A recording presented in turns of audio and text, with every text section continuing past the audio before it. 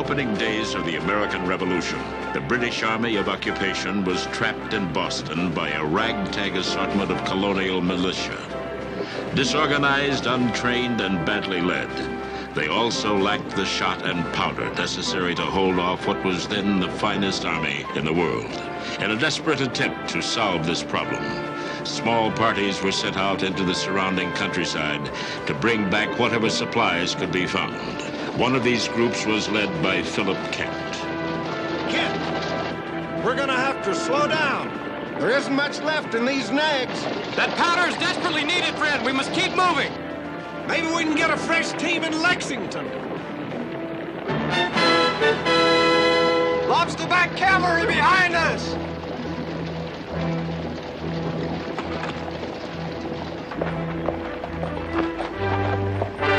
Keep that wagon moving.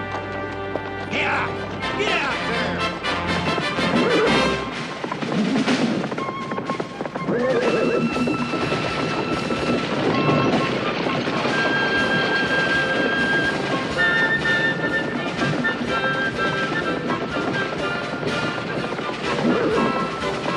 It's no use. We can't outrun them. We best stand and fight. We're outnumbered.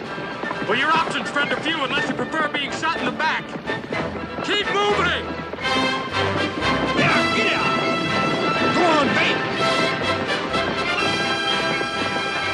Patrol, halt.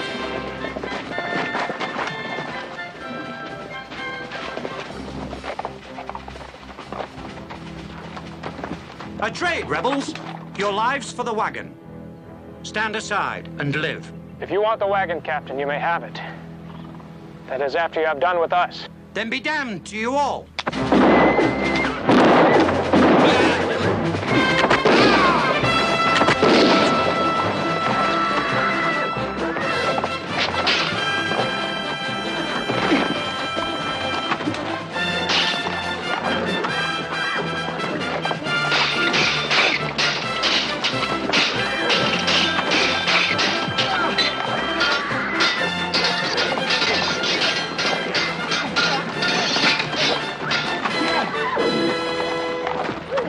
Better swordsman than I would have expected from a Yankee merchant. But that wagon is, I believe, more important to both of us. Another time, perhaps.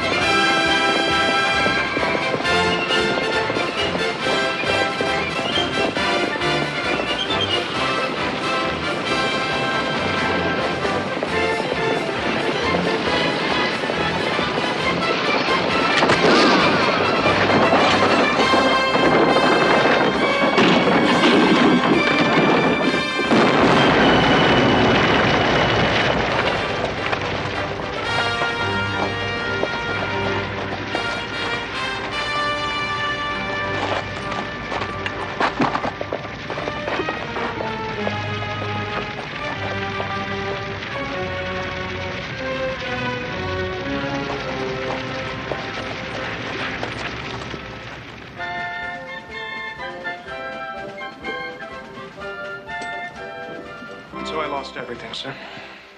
10 barrels of powder and 200 weight of shot.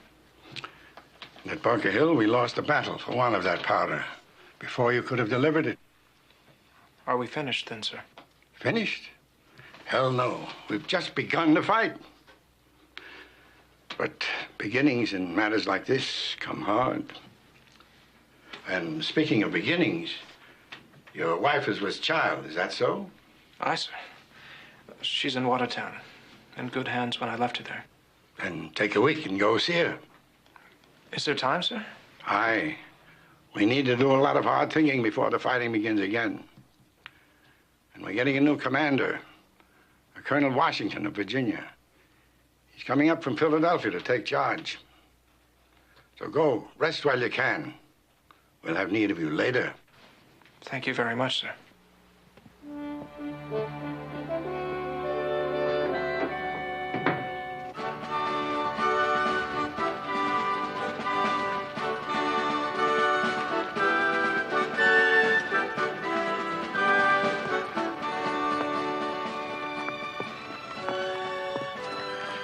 Well, if it ain't the black sheep of Caroline County.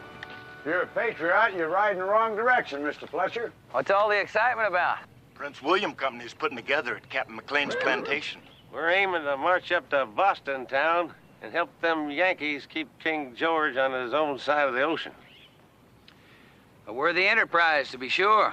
Why don't you come with us? I've been thinking on it. But your daddy being a Tory persuasion kind of keeps it lingering. That it? Or is it all them lonely wives at Caroline County you can't bear to leave behind? You got a nasty mind at times, F. Yep, I do at that. I wish you all well. I do at that. Hi, boys. Come on.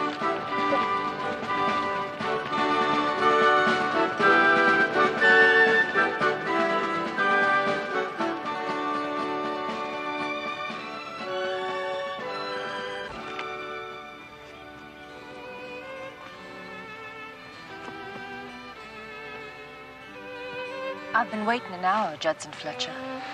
My dear father was lecturing me again. He doesn't have much opinion of me, you know. And with good reason, if you ask me. Now, don't you start lecturing me, Charlotte. I just couldn't stand it from anyone who looks as desirable as you do today. Just today, Judson? Only today? Every day. Well, you know damn well we don't see each other every day. It's been 2 whole weeks now. Well, it isn't all that simple now, is it? Well, it could be. If you didn't have other things on your mind. Like Peggy McLean. Yes, I know about it. The whole county knows about it. How you want her, how you pine after her. Charlotte, you know better than to talk about. What I know about is that you make love to me and you're thinking about her. Isn't that what you do? Isn't it? Judson, I didn't mean what I said. I spoke too sharp. Please.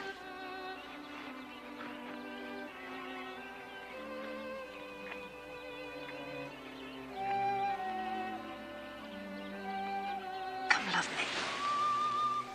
I need you.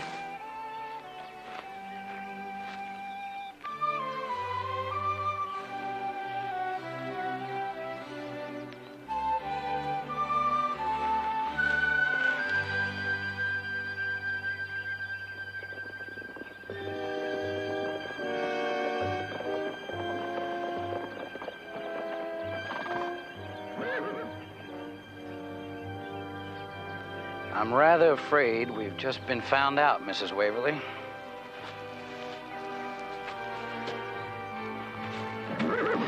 Your pleasure, Mr. Waverly. Need you ask, Shaw? Mrs. Waverly first, I think. Very good, sir. Yeah. Looks like this could get a mite nasty.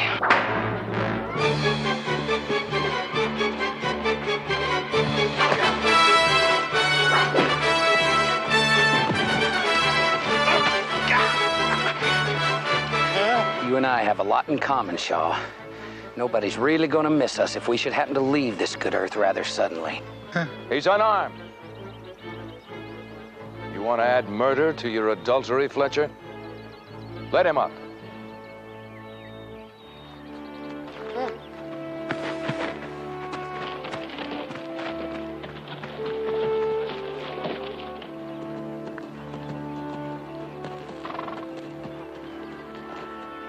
Charlotte, get on your horse.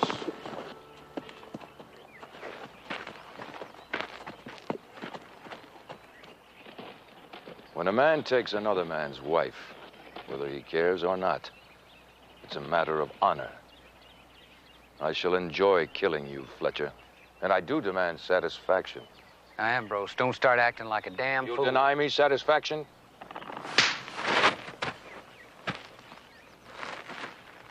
Nicely done. Are you sure that won't satisfy you, Ambrose? My brother John will call. Charlotte?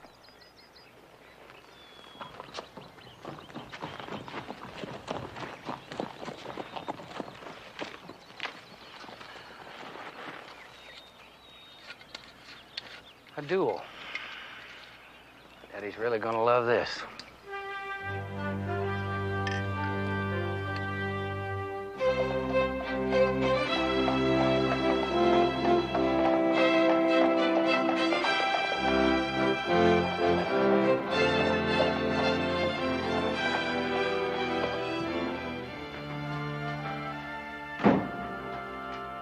Annie?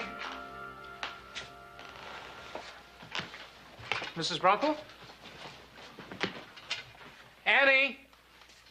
You can't. Your wife's sleeping. Mrs. Rumpel, I want to see her. It's been 3 weeks now. Took time off from that stupid war, eh?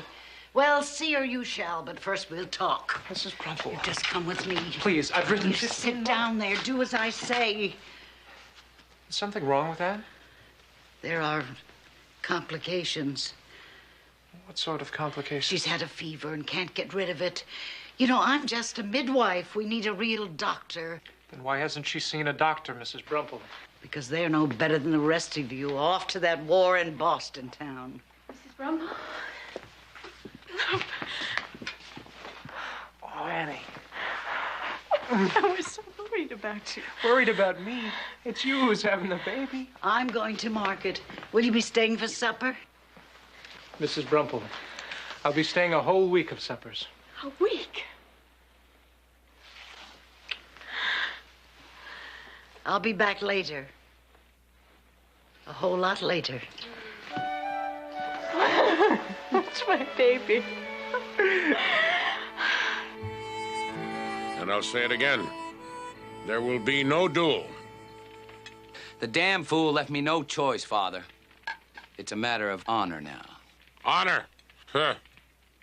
Don't prattle me about honor. Where is the honor of betting another man's wife and then killing him in the bargain? I tell you this, lad. Waverly has got you this time. No matter which way it goes, you cannot win. And I will not have my heir, the heir to Sermon Hill, be made a fool of, or a murderer. Or a coward. You lost the best woman in the colony as a wife because of your own stupidity and lust. Is that not so? It is so, Father. But what do you grieve for most? Peggy or her land added to your own? Both. But she could have given me bonny fine grandchildren. Far more important than her property to an old man with an only son who seems bent on destroying himself. Your faith in me is a wonder to behold. But true, lad. For 2 years since Peggy became Mrs. McLean, with drink and women, you've done your very best to ruin yourself. Now, enough is enough. Time to stop feeling sorry for yourself. A war coming. A bad one. Not a time for a man to be bemused with his own problems. I mean, such a man could very easily fall victim to both sides. When it comes to that, Father, I know which side I'm on. Another of your insane follies. They go against your king and your country. This is my country, not England. And as for kings, I do recollect your rebellion against the king 30 years ago is how you became a Virginian very suddenly. Laddie, we fought because we were young and foolish. But to replace a German usurper with a rightful king, our own Bonnie Prince Charlie, as they call him. But you young fools, you don't want a king at all. A king you must have. And why must we have a king? Well, because without a king, there's no social order. Without that, there's no law to protect a man, his property. Ah. That's what worries you. Your precious property. Aye. And so should it you. I mean, what is the point of life if a man can't hold the fruits of his labor? But without liberty, life has little meaning. Liberty. A catchphrase used to stir up trouble among the poor who hate us and envy our success. You're wrong, Father. You have too little faith in your fellow man. Think of this. Without liberty and freedom, you possess nothing, except by the pleasure of the king and his ministers and the English Parliament. And that is the same as to possess nothing at all. No, you don't understand, laddie. I built all of this, which you assume by right. But we're off the subject, huh? There'll be no duel tomorrow. Wrong, Father. There will be a duel. Hopefully, however, there will be no killing. As my second, Peter, I think you should know my mind in this matter. In case anything happens, that is. It is customary in these affairs. Between us, there can be no doubt I was in the wrong. You were that, Judson. Completely in the wrong. Thank you. At any rate, I shall let Ambrose fire first. If I survive his shot, I shall miss him by design. That should satisfy everybody's honor. It's a noble plan, Judson. Especially since Ambrose is probably the worst shot in the county.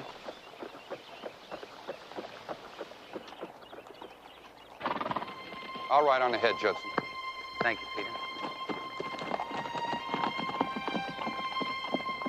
Mr. McLean?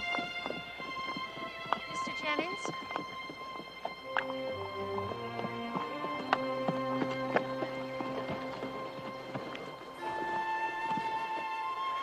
It's been a long time, Peggy. Yes, it has. I understand Peter's to be your second. Second? What second? Don't play games with me, Judson. The whole county knows about the duel and the reason for it. You do still care, don't you, Peggy? That girl meant nothing to me. It just happened. Just like Charlotte. Yes, just like Charlotte. Didn't mean anything. Nothing at all. I understand that now. But at the time, my pride was more important. So you married Seth and ruined both of our lives. Some things cannot be undone. They have to be lived with. But if you fight Ambrose, it will destroy you, no matter how it turns out. Judson, please don't do it. It's just as you said, Peggy. There are some things that cannot be undone.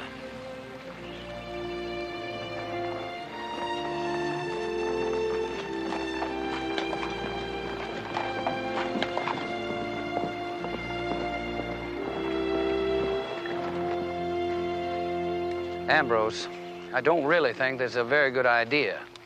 Are you sure we can't talk it over? Let's just get on with it, Fletcher. You start back to back from here, gentlemen. At the count, you begin your paces.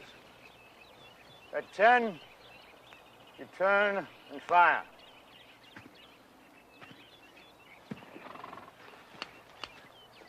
One, 2, 3, 4, 5, 6, 7, 8, 9, 10.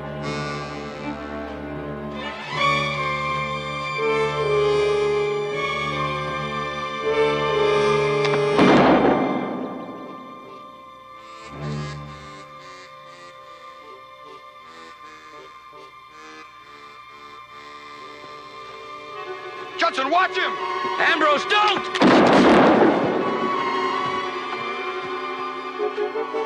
No! John, my quarrel was with your brother. Don't make it yours. Throw your gun down. I'll avenge him one day, Judson Fletcher. Throw it away, John, or I'll kill you. Now ride off. Tell your lies.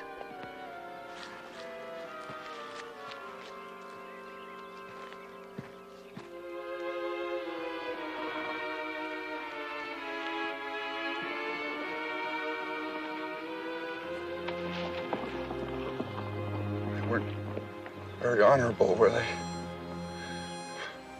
Damn fool. If he'd played fair, we both would have lived. Peter. Go north. With the militia to Boston. There's nothing left for you here. Nothing.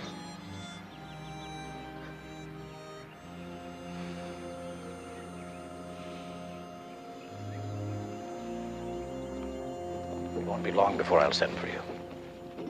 And you'll be among a new aristocracy. Politicians, generals. Your husband included. Take care of yourself. Don't worry, I'll be fine. My command will be fine.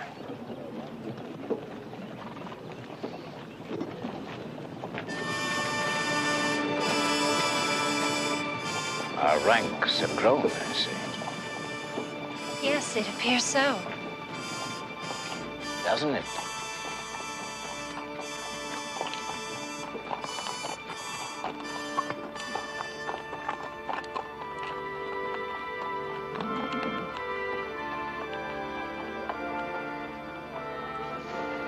One thing keeps gnawing at my gut about leaving the family over this ruckus against the king. What's that? Just feels a lot cozier knowing we got some good sense in the ranks now.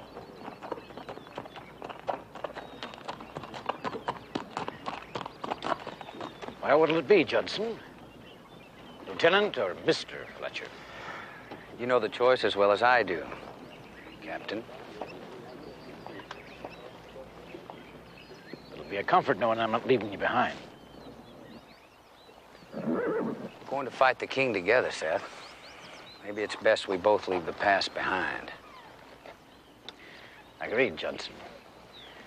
But it'll be easier having you along. All right, you Virginians. You got a march of 700 miles. I'm saying you could do it in 3 weeks without so much as losing a fur-tailed cap doing it. Yeah! All right!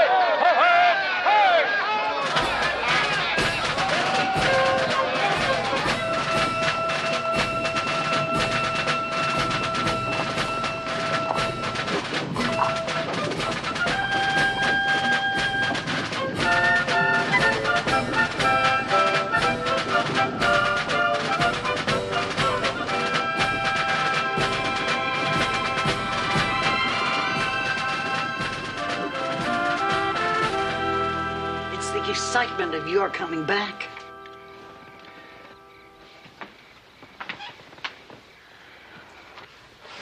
You look so worried. I'll be fine, you'll see. And you're feverish. You really need a doctor. Well, Mrs. Brumple has tried everywhere. There's just no one to be found. Please, Philip, don't let this spoil our time together. God will see us through. There's just nothing more to be done to find a doctor. Yes, there is. And it isn't God's problem. It's mine. I'm your husband. I'll be back. Where are you going? To recall a debt.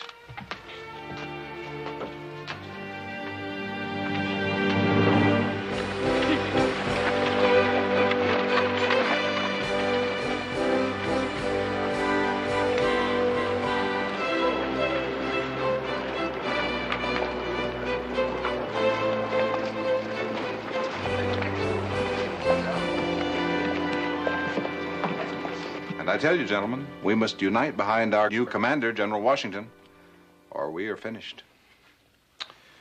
I don't know, Henry. Maybe the others are right. Maybe it should be one of our own people. That's precisely what it must not be.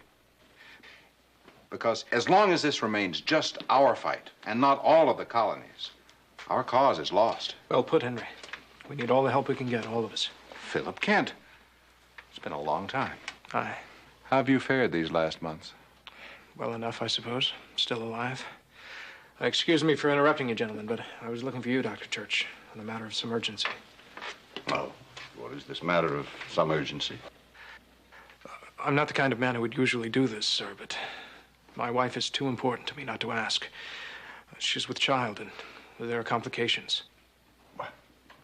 I've just been appointed Surgeon General of the entire Army. You asked me to be your wife's physician? Dr. Church, you may not remember my name or my face, but I'm sure you remember a certain redcoat's bayonet that may have removed our Surgeon General before his time if it were not for my sword. You're the one that saved my life at Lexington. Aye. And a matter I would certainly not bring up if not for the urgency of my need. I'll see you later, gentlemen. It seems I have a debt to repay.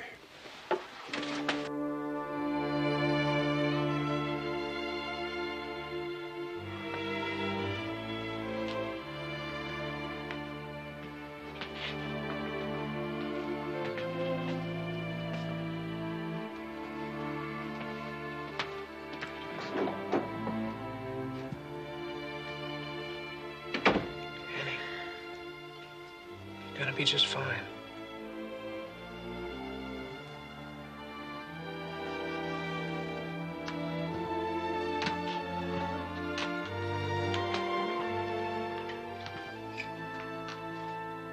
Just keep it quiet. You know where to reach me. She does need a doctor's care, and I'll be happy to give it. Dr. Church, can you tell me How serious it is? Aye, sir. It's not good. But with the proper care, both mother and child will come through perfectly. Thank you very much, Doctor. I can't tell you how... Then don't. You fight for us out there, and we'll do what's necessary here. You have a bargain, sir. I'll drop in every day or so. If I'm otherwise needed, you know where to find me. Thank you again, Doctor. Mrs. Brumple.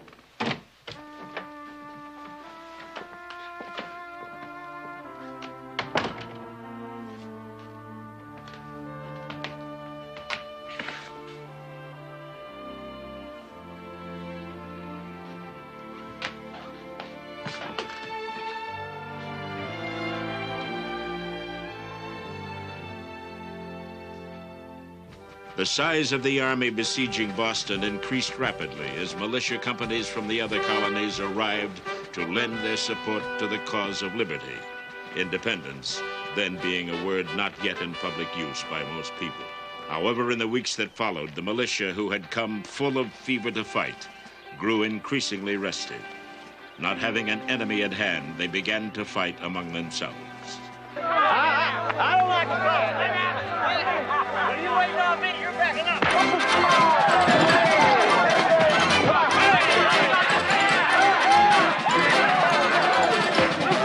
Watch out for that little guy. He's about to beat up your kneecap. Hey, here's one for you.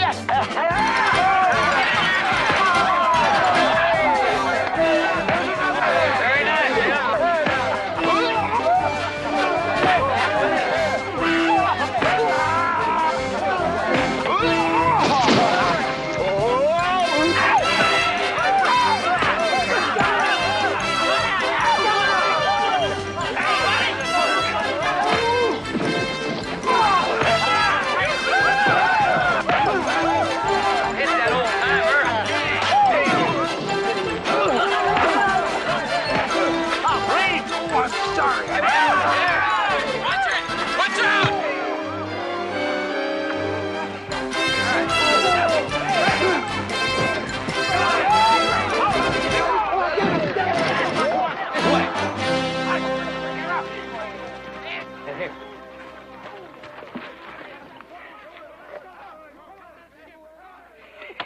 Well, I ain't had such fun since I left Caroline County. Sit down. Have a drink. Man who keeps F. Tate from getting himself killed is deserving. Especially when it's not his liquor. I admit it takes a little getting used to.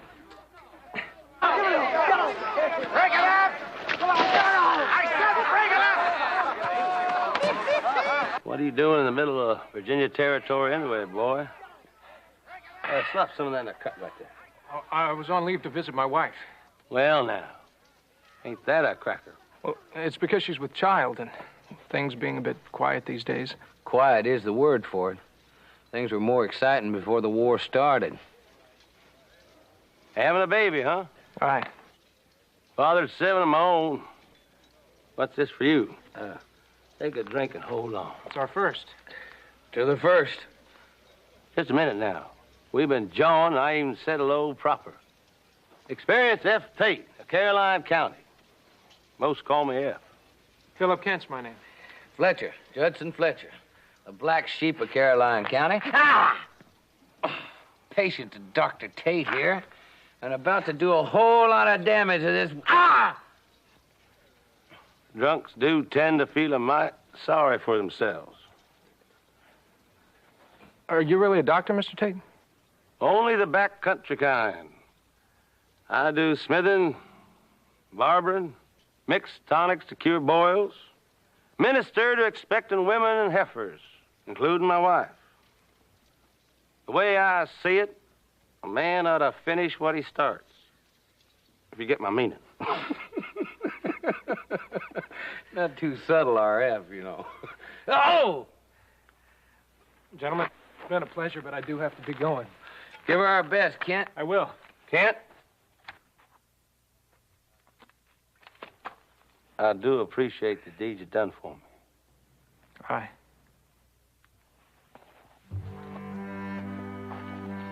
Want a drink? Might as well. I can hardly see what I'm doing anyway.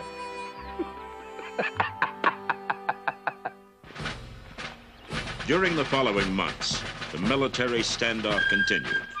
General Washington used this time to try and shape his unruly volunteers into some kind of fighting force.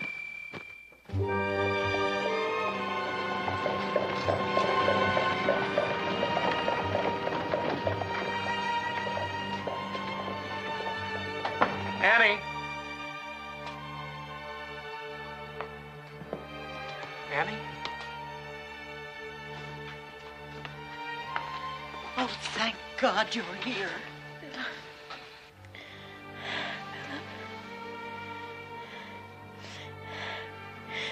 Is that you?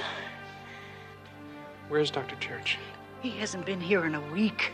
I've sent daily messages to him. And what happened? He doesn't answer and he doesn't come. Oh, you've got to do something. I'm sorry. I'm sorry. Please, Mrs. Brumple. Stay with me. I'll get Dr. Church here if I have to drag him.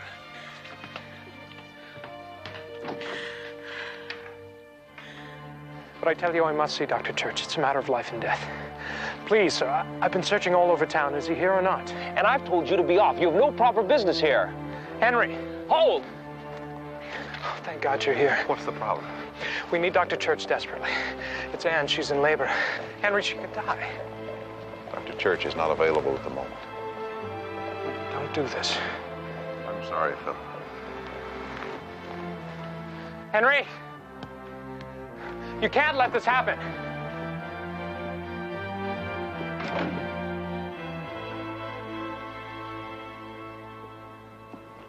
All right, we're leaving. We're leaving. Come on, Ed.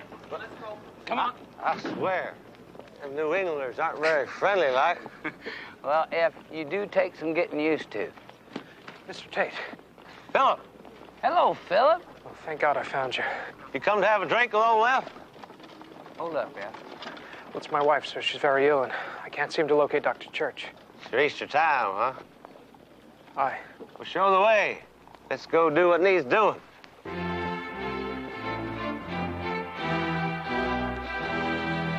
And so you burned it? You burned your claim to the Kentland title and fortune? That's right. I burned it because it bound me to another person's principles, another person's way of life. I saw a hope in this land, Judson, and a future I was willing to fight for. You might have been able to serve it better as the heir to the Duke of Kentland.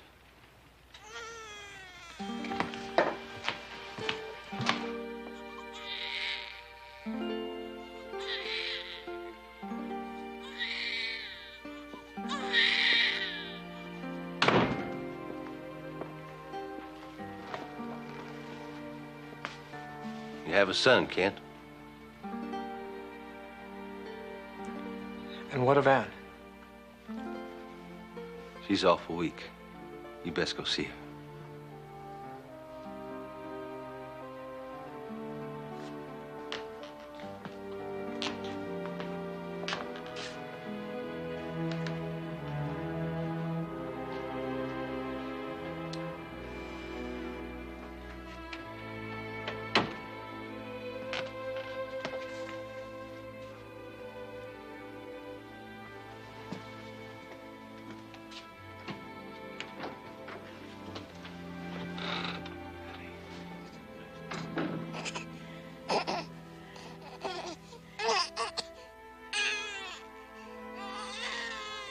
You can touch him. He's yours too.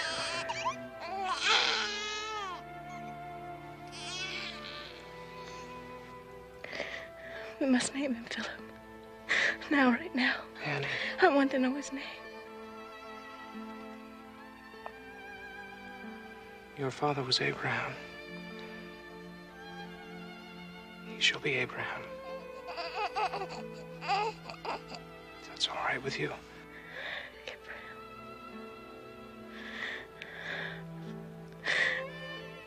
Papa, would you please? Annie, please. For our sake, you must try. I'm sorry, Philip. I'm sorry. It's not your fault. Annie, I need you with me. My Philip.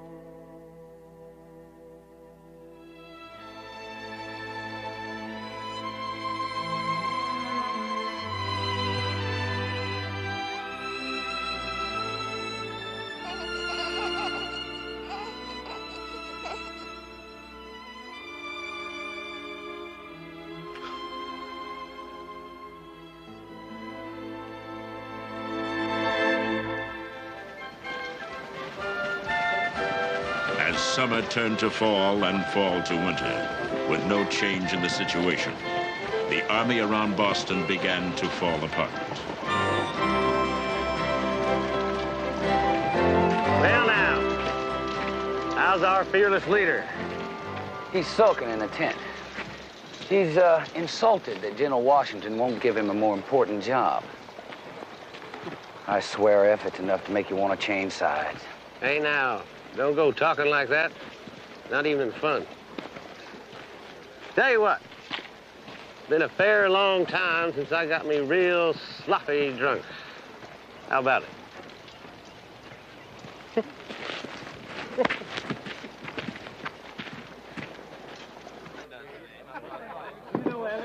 Oh, it just seems like everything I've put my hands on just turned sour.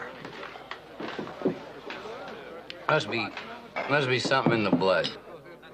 Something in the drink, if you get right down to it. You drunk yourself past happy and not as far as unconscious. No, that's exactly what I mean. I can't even get drunk right. It's hard to understand considering all the practice you've had.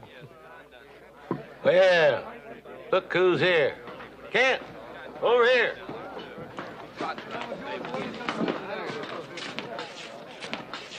Judson, F, it's good to see you again. Sit down. You look about as happy as I feel. You got it in your hand. Drink up. It must be all of 3 months.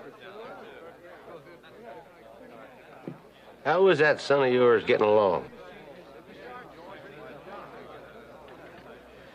Abraham? Oh, he's doing just fine. I don't suppose I'm much of a father to him, though. If it weren't for Mrs. Brumple, I just don't know what I'd do. Good woman. A little long in the tooth for some, but a good woman. Well, here's to good women wherever they...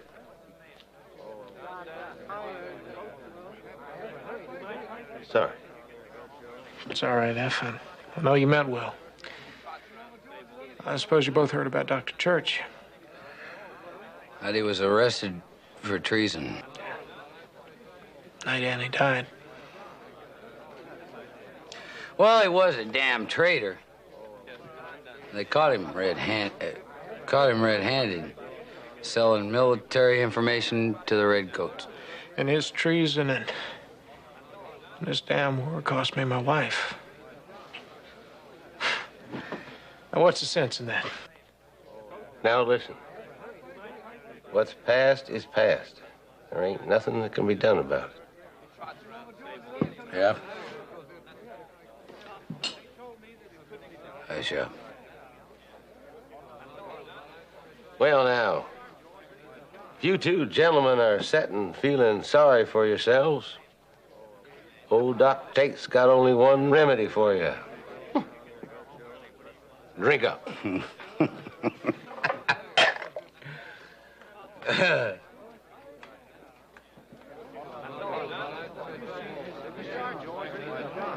Isn't he a sight to behold? He does have a certain style about him, F. Kind of style that get a man shot at by husbands and fathers. Barmaid! Barmaid! We need some service over here. Ladies engaged at the moment, sir. Lady, huh?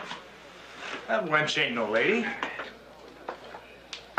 Hey, she's just much mine as yours. Let's not get all riled up, gentlemen. I'll get your drinks right quick. When I say so. When I say so. I still say so.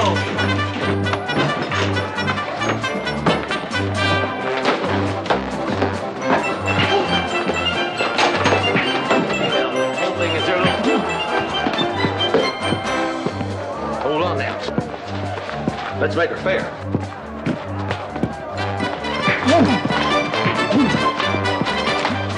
Hold on. I think you and I are related.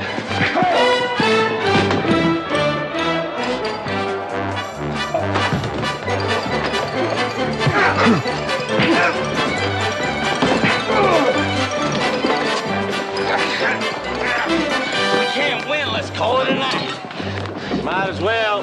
There's a few too many of them.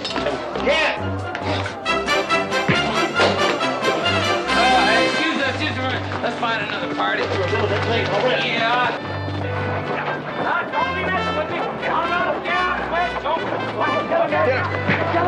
Hold fast! The watch is coming! All right, you're under arrest. What for? We're brawling. You know General Washington's orders. Let's make a story for him at headquarters. Move it. Move it. You. Yes, sir.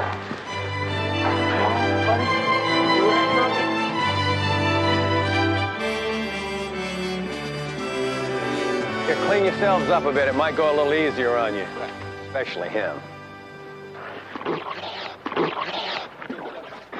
All right, Kent. Just want to get your head straight again.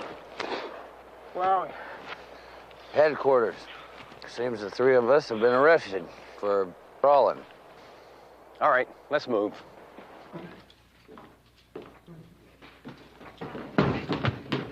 Philip. Henry. That was fast. I just sent for you 10 minutes ago. I'm afraid I don't know what you mean, Henry. Neither do I, sir. We just arrested these men for brawling in public. Nonsense, Sergeant. General Washington requested this man for a special service. What about these other two? Leave them with me. It's all right. I'll take full responsibility. But, sir... Dismiss, Sergeant. Yes, sir. Henry, I'd like to introduce you to two friends of mine. Lieutenant Judson Fletcher and Sergeant F. Tate, the Prince William Company, Virginia Militia. Henry Knox. Well, you'll be going along, too, I imagine. Beg pardon? We've already asked for the Prince William Company. But how do I fit in, Henry? As my executive officer, if you accept. But, Henry, I'm just a militiaman, and you're a civilian. I'm a colonel, and General Washington will make you a captain. Captain? Why? Because I've requested it, and because of special knowledge you have. What a poor excuse for an army general. You forget your fellow Virginians too easily. Which of the two bothers you most, Seth? One day you'll live to regret the treatment you've given me. Let us both hope that you're wrong about that. God knows we need all the support we can get for our cause. But I cannot suffer disaffection without just cause, and you have none that I can see. We have a difference of opinion, sir. Well, you have my resignation, General.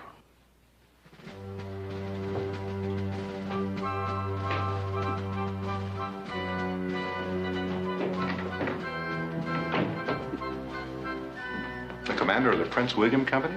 Yes, we'll have to find a replacement. You've already done so, sir.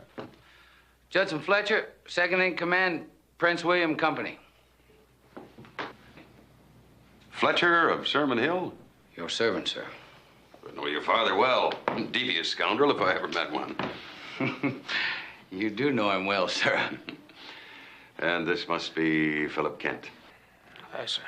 Mr. Kent, please accept my most profound regrets. The business with Dr. Church was unfortunate, but unavoidable. Someday, General, I may be able to say that I understand. Until then, I accept your honorable intentions. Yes, well, I couldn't ask for more. Shall we get on with the briefing, gentlemen?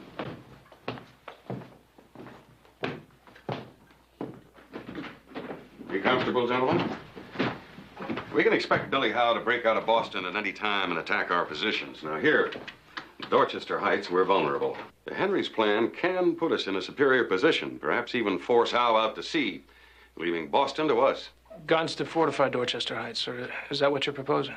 That's it, Phil. Only we need more cannon than we can find in the barns and cellars of Massachusetts Bay. There's only one place that many cannon can be found. Do I understand that last May you were part of the supply train from Cambridge to Fort Ticonderoga? Aye, sir. They have more artillery there than they need to defend the place. You know the geography. We need those guns. Ticonderoga can be a very hard trip this time of year. Can it be done? Yes, General. It can be done, but it could be a very costly enterprise. Nothing to do with war was ever cheap or easy.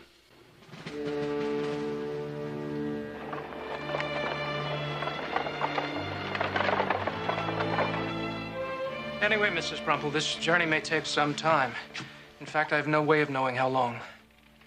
If you're asking me to continue taking care of the child, save your breath, young Kent. I wouldn't let you take him away if you brought the law down on my head. Well, that's very kind of you. No, that's nonsense. I'm being truthful. I love little Abraham as though he was my own child. So go fight your war and leave the child in better hands than yours. Come on, baby, get down here and don't cry.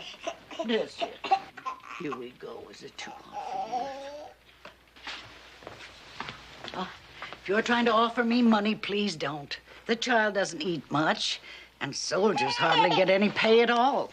That's also very kind of you. Nevertheless, you must have these. If anything should happen to me, these papers are proof of Abraham's inheritance from his grandfather, Lawyer Ware. It is his by right, and you must claim it for him if I don't return. Oh, you'll come back. Only the good die young. Don't you worry. I'll take care of these and him, so you put your mind at ease.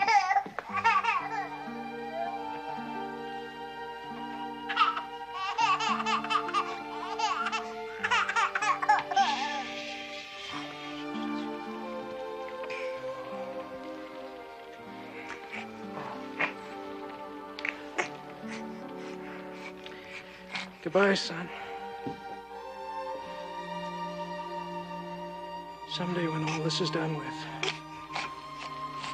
we'll start over again. You and I together.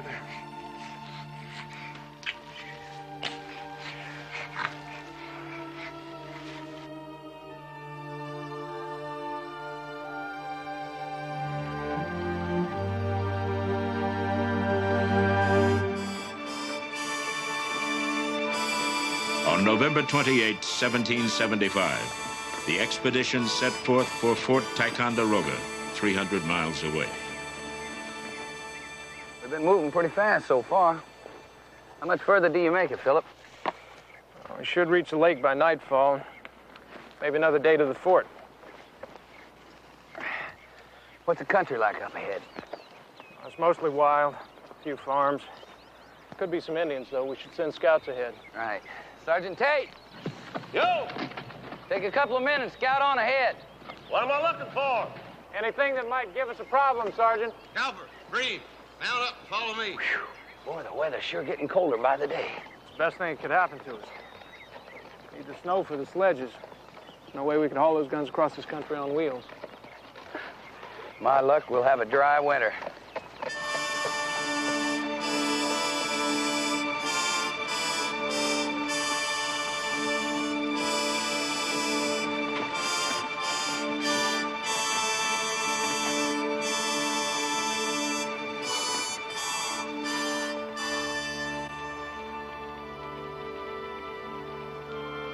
On December 4th, they arrived at Lake George, 33 miles south of the fort, and camped for the night. Well, the thing is that things never seem to work out right for me. I've been fighting with my father since my mother died. And 2 years ago, I lost the only thing in my life that was really important to me. What was that? This lady I was to be married to. We grew up together. We were very much in love. And one night I got drunk, ended up with a married woman. She found out about it. The scandal was just too much for her. So she married somebody else. I think I know what it's like to lose someone like that.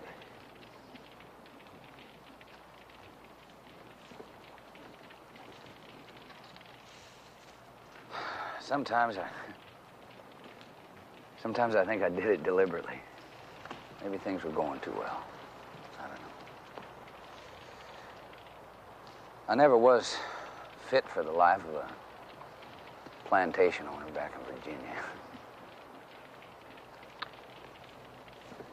What do you think you want to do with your life, then? I don't know. I don't guess I've ever really known. Maybe that's why this war and this expedition is so important to me. It is important. At least Washington and Knox believe it is. That is, if we get the cannon there. We'll get them there. This is the first time in my life that I've had my hands on something really important. We'll get them there.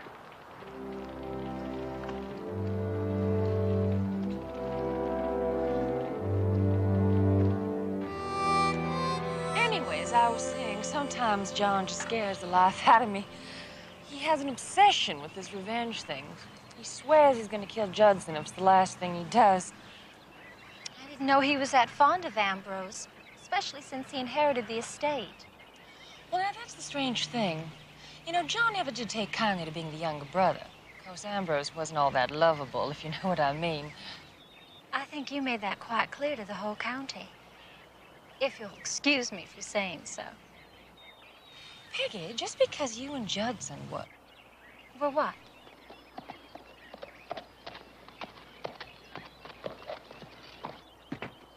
I have no claim on Mr. Fletcher. And whatever went on between the two of you is certainly none of my affair. Well, that's very unkind. Very unkind. Mrs. McLean?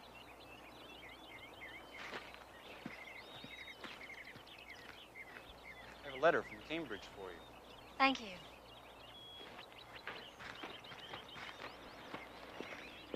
From Seth. Anything wrong? I don't know. He's resigned his commission.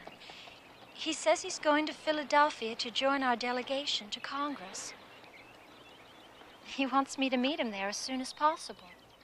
How exciting. Yes, I suppose it is. Well, I'd best get to packing. If I should just happen to run into Mr. Fletcher while I'm up north, is there anything you'd like me to tell him for you? Yes, tell him. Well, warn him about John. I'm sure it won't worry him in the least.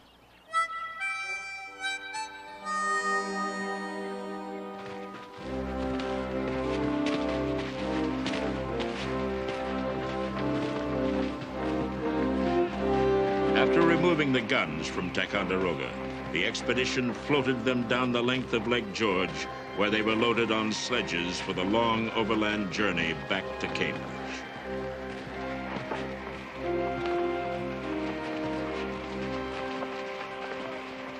Come! Come! We can't get through up ahead, Henry. The pass is blocked by snow. We just have to find another route. Damn! These delays are driving me mad. Never knew a man that could fight the weather and wind, Colonel. What do you think, F? We have enough time to scout south before dark? We'll sure give it a try. We'll find that route for you, Henry.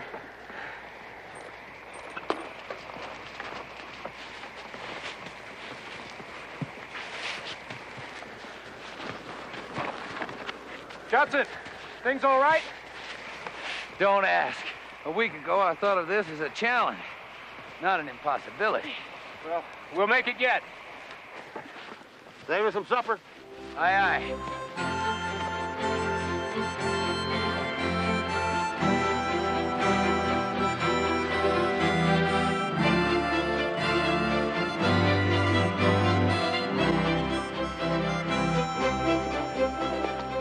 F, you scout the upper side of the ravine. Right.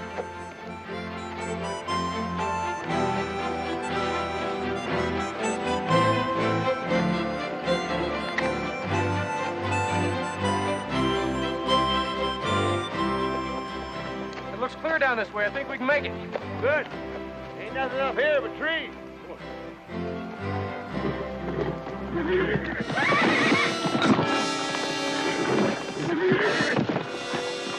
F!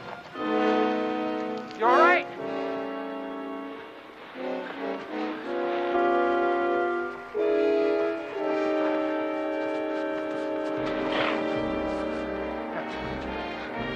F.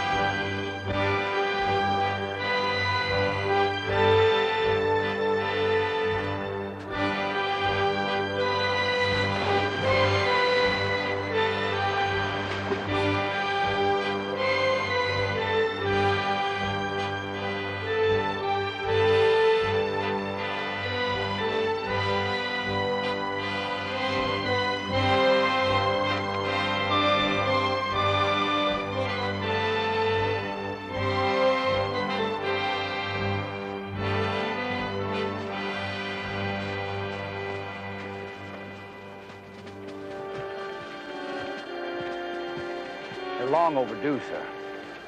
I still think we ought to send out some search parties. To look where? I'm as fearful about them as you are, Fletcher. But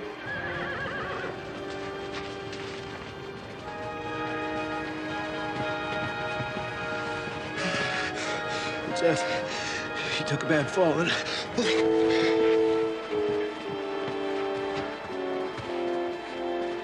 He's frozen to the bone.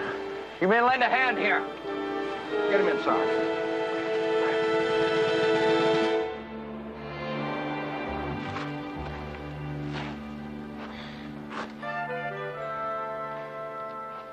Well, now.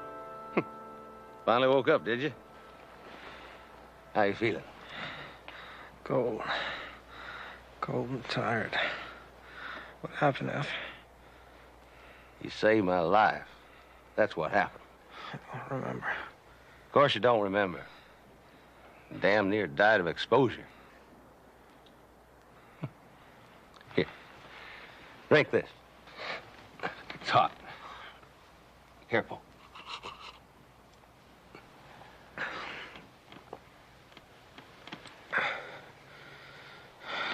Why are we still camped?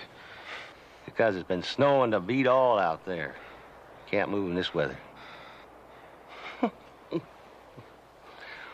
Old Henry Knox is going crazy over the delay. He said he needed snow and he got a damn sight more than anyone can use. Anyway, you're lucky. Me in no condition to travel, which you ain't. Here, come on. Drink some more. That's good. There you go. Attaboy.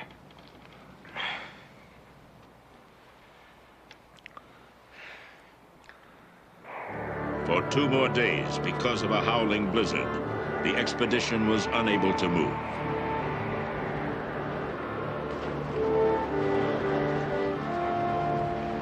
Finally, they managed to get underway again. By now, Philip had come down with a raging fever, one that could easily kill him.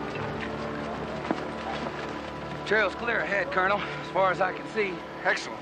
Excellent. How's Philip doing? Poorly. Very poorly. He's burning up with fever. If you ask me, he's not going to last another 2 days if we don't hole up somewhere and give him a chance. We can't stop moving. Not for Philip. Not for anyone. Then he's surely going to die. And considering he saved my life, I don't think I can go for that. Sergeant, what you are suggesting... Colonel, there's a farmhouse about 3 miles ahead of the trail. Maybe we can get them to take Philip in. No maybes about it. I got my persuader right here.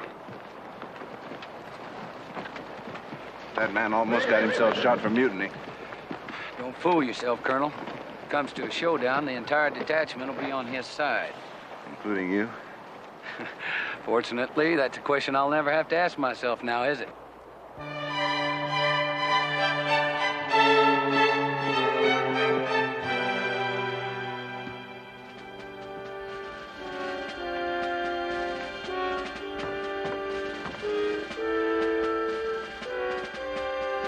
All right, now. Open up. You know you're in there. We ain't above burning this place down. We don't get some cooperation pretty fast. That'll stir him up. Mean rascal, ain't you? As mean as I have to be. Here we go. Leave me be. Can't do that, ma'am. Got a sick friend here, needs shelter badly. Are you men soldiering? That we are. Which side you on? Don't much matter. Man, as sick as he is, he's got bigger problems than politics.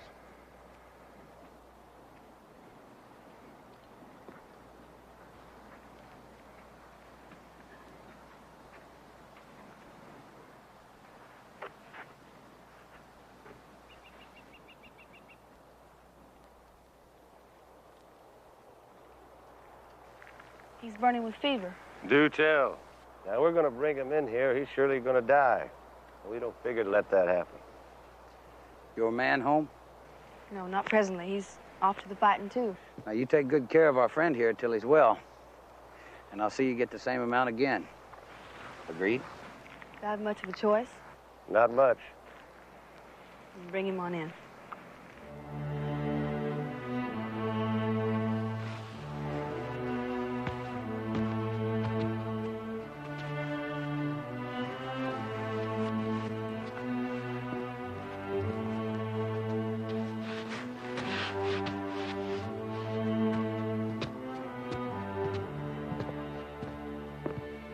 Put him over there and I'll tend to him.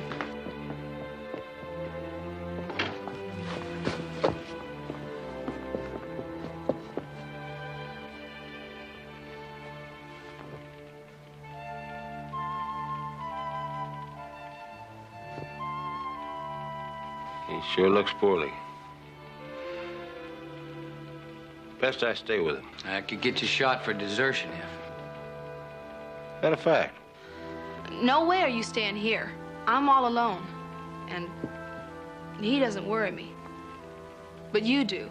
So get on with your soldiering and I'll do what needs doing. I'll bet you will at that. But you hear me good, woman. When we come back for him, he best be all right. So help me. I'll burn this place down around your head. He'll be waiting for you. God's willing. So go on and get.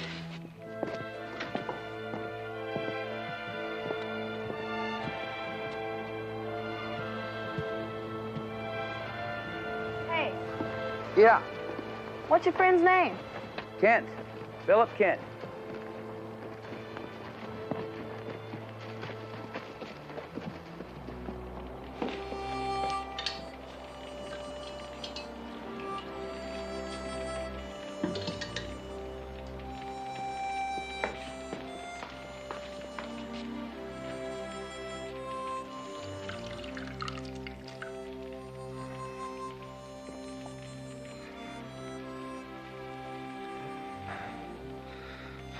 Honey. Honey,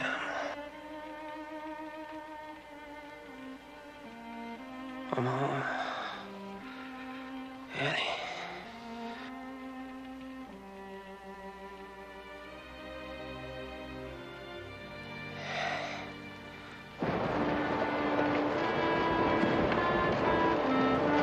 All right, boys, one more time. All right, hitch him up. Move him on out.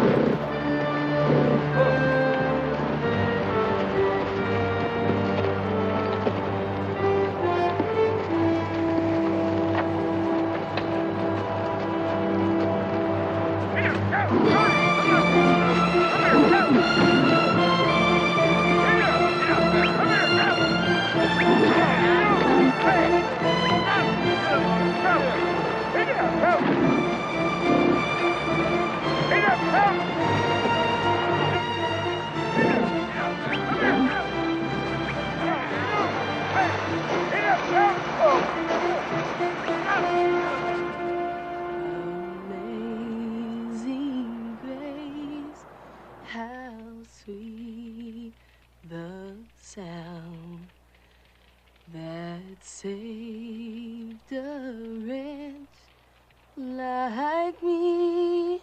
Ooh, I want. Where? You finally woke up. I'll be with you in a minute. What am I doing here? A couple of your friends left you off 2 days ago. You were in a real bad way. Had a burning fever.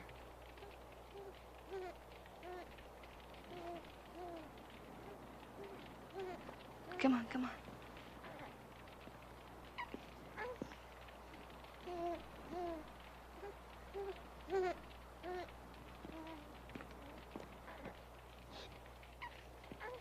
You must be starving by now.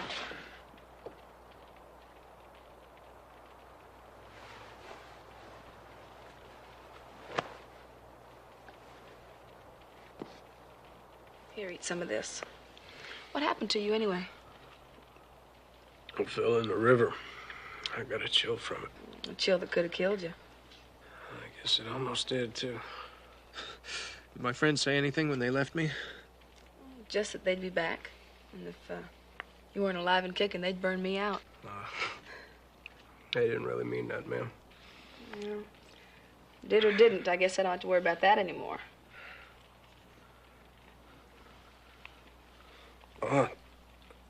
What'd you do with my clothes? Oh, I took them off and washed them. You, too. They smelled something awful. There's only one bed in this room, ma'am. If you forgive me, where have you been sleeping? Not on the floor, Mr. Kent. Well, it appears under the circumstances, it might make more sense if you call me Philip. All right. My name is Rachel, and that's Abraham, my son. Abraham? I have a son named Abraham. Then Anne must be your wife. Oh, you kept talking to her. While you were out of your head with the fever, that is. It was my wife's name. Was? She died about 6 months ago. Oh, I'm sorry. The way you were talking, you must have loved her very much. I did. Where's your Abraham now? He's in Watertown. That's near Boston. Left him with a very kind woman. You must miss him something terrible. Yeah, I surely do, ma'am. Where's your husband? Oh, I don't know. He went off to the fighting, and I ain't seen him since September. Well, at least it's for a good cause, ma'am. Maybe. Well, that ought to hold you till dinner. Try and get some rest now.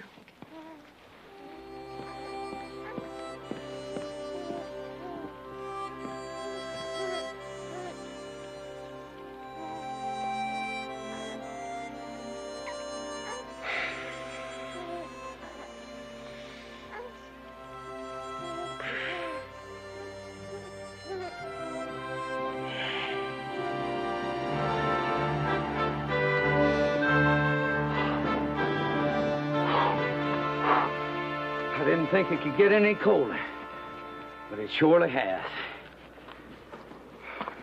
As a matter of fact, I've been saying that ever since we left Ticonderoga. You southern men just have no stomach for our winters. Personally, it can't get too cold. Not if we're ever going to get those guns across the river. Well, the ice ought to be thick enough to risk a crossing in a couple of days, sir. These delays are costing us the war. We're doing the best we can, sir. I know. I know. And yet I have to sit here and write General Washington that the future of our cause depends on an ice buildup on the Mohawk River. You might tell him to thank God it isn't July.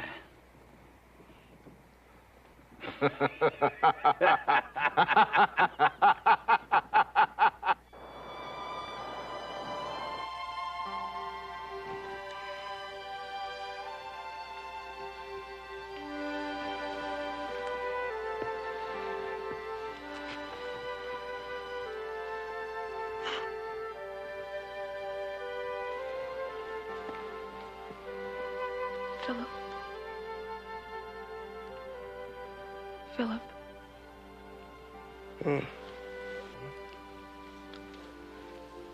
You know, life is hard out here. And it gets lonely. Very lonely. And the night is awful cold, isn't it? Aye. It is that. And it's been 6 months since your wife died. And I don't even know if my husband is still alive. Rachel. It's all right. So, if two people were to try and keep each other warm and... Rachel. Hush.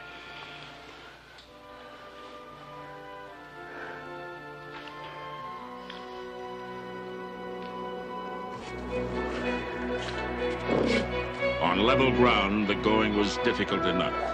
On steep slopes, however, it became almost impossible and very dangerous. Stand ready to lower the next sled. The next to last sled down the hill. Make sure all the guns are secured. And relash that powder sled. Yes, sir. Cheer up, F. We're gonna make it yet. Should have taken a long way around. Would have taken too long. Besides, if Hannibal can take his whole army over the Alps, we can surely manage this little hill. I don't know what war he was in, but he's welcome to this one. Why don't you go up on top and give him a hand? No, this way. Are you secure up there? Get back. Lower away! Up, get up.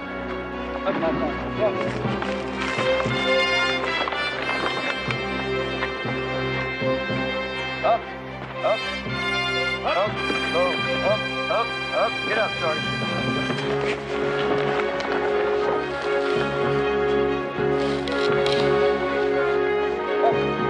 Get up.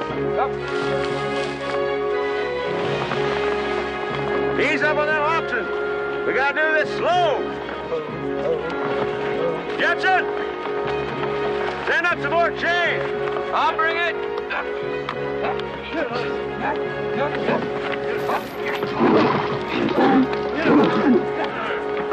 Get up out of it. Get up out of it. Come on, get up out of it. Get up out of it.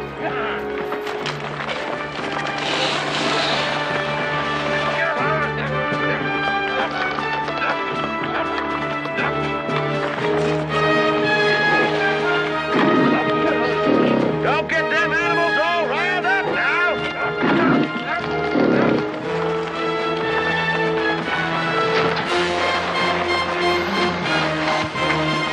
Loose! Flat!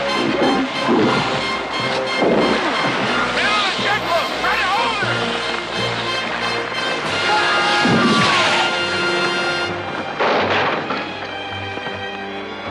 Get out there! Get out of here!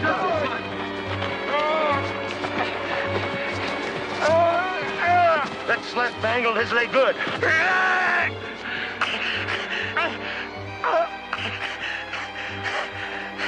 Afraid it's gonna have to come off.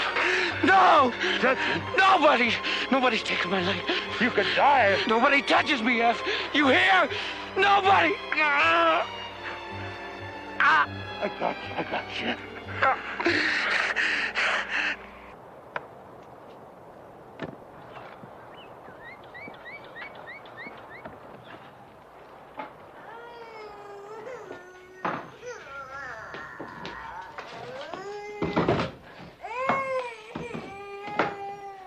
Whoa. I believe Abraham likes me better clean shaven.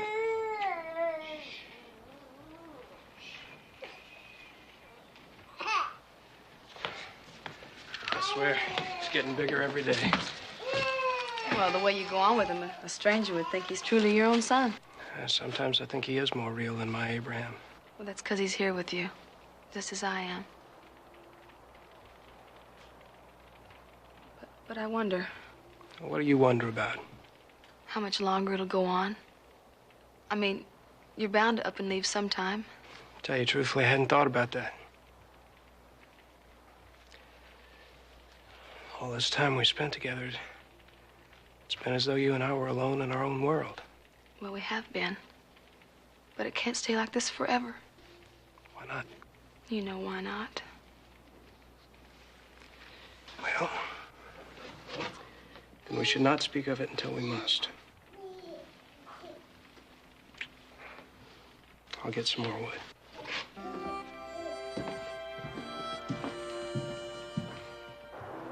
With Judson Fletcher strapped to a spare sledge, they continued their trek through 40 more miles of deep snow and took rest at a farm on the outskirts of Albany. The long trek was over. It would be an easy trip to Cambridge from here.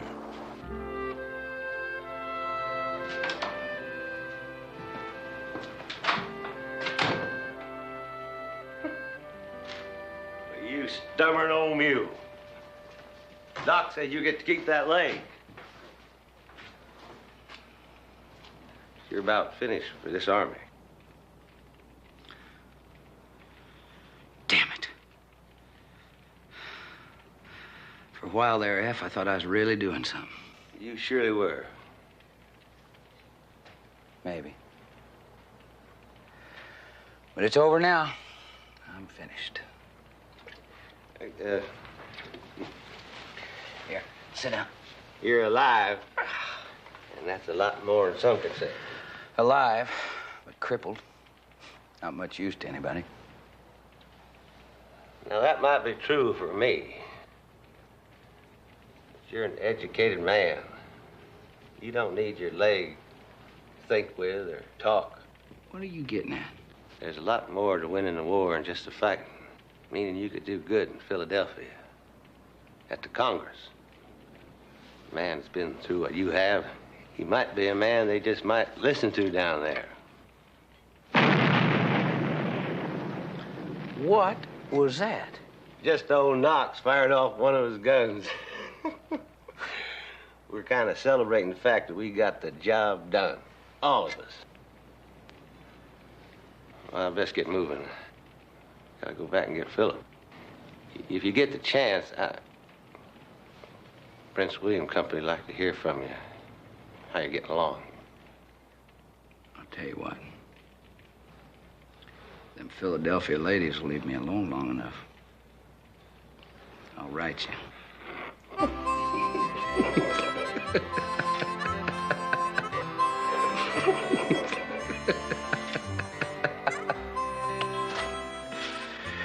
Wait a minute, you can't read.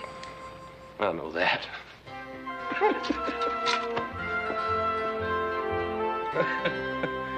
Take care, F.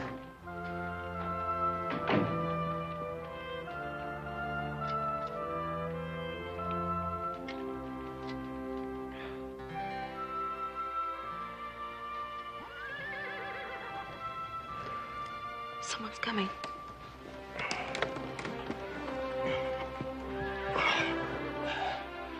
Well, it's probably just F and Judson coming back for me. God in heaven, it's Rafe. Rafe? My husband and some of his friends. We gotta get you out of here Wait a fast. minute. You were forced to take me in. I was sick and you took care of me. There's nothing the matter with that. That's all you have to tell him. But Philip, you don't understand. They're King's men, Tories. If they get you here, they'll hang you before sundown. We gotta go. This way. This is in case of Indian attacks. You can hole up here till dark. Then do what you can. Rachel, I owe you more than my life.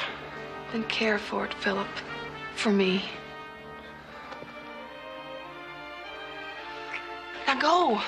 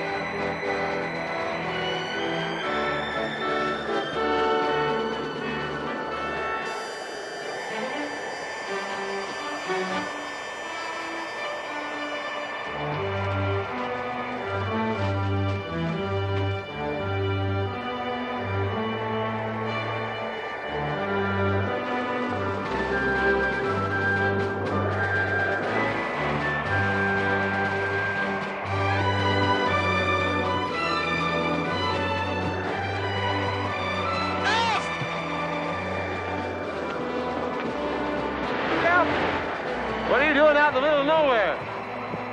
Well, it's a long story that'll keep. Right now, I think we'd best just get the hell out of here.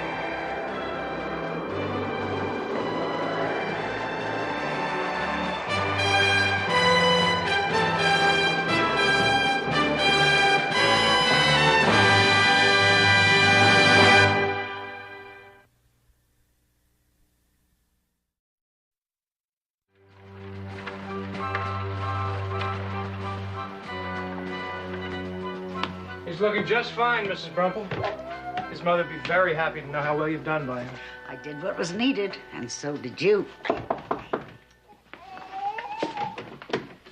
Oh, not you again.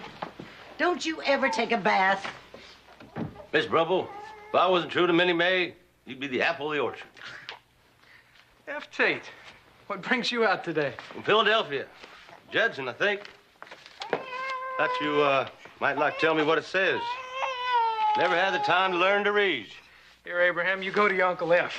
Maybe you won't cry so much. No, you see there? Abe here don't think I'm so foul. Abraham. Come here, dolly face. Don't give it to me so fast. I knew it. Judson's done it again. Done what? Well, he used Tom Jefferson's influence in General Washington's. He's been made part of the Virginia delegation to the Congress. Well, howdy do. Says here that he had to squeeze this letter in. Some private joke he had with you?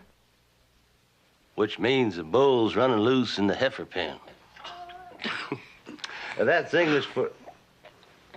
I guess he's a mite too young to care. Well, I feel better now. Don't we all? Oh, I also got a message from the general. He wants to see you right quick. Is it the war again? Very same.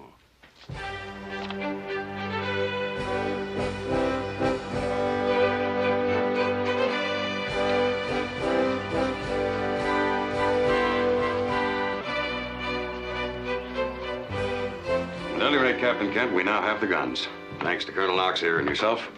However, we can't fortify the heights until the ground thaws. I see, sir, but what can I do to help? Henry? Go to Philadelphia, Philip, to John Adams. Tell him he must hold the people together there until the general is ready to move. The problem is this blasted stalemate we've been living with since June. The Army is falling apart, and the Congress, I'm afraid, is beginning to lose its resolution. If you'll forgive me, sir, why me? Because Adams knows you, trusts you, because you alone can tell him how much these guns mean to our cause. Then I'll leave at first light, sir. Very good. Oh, by the way, Captain, when you return, you'll have your own command. You're to be the captain of the Prince William Company, Virginia Militia. I'm sorry, sir, but I don't understand. That's impossible. I'm a New Englander, not a Virginian. Unusual, yes. Impossible, no. The men of the Prince William Company elected you to take the place of Judson Fletcher. Yes, I believe it was unanimous, too. Thank you, sir.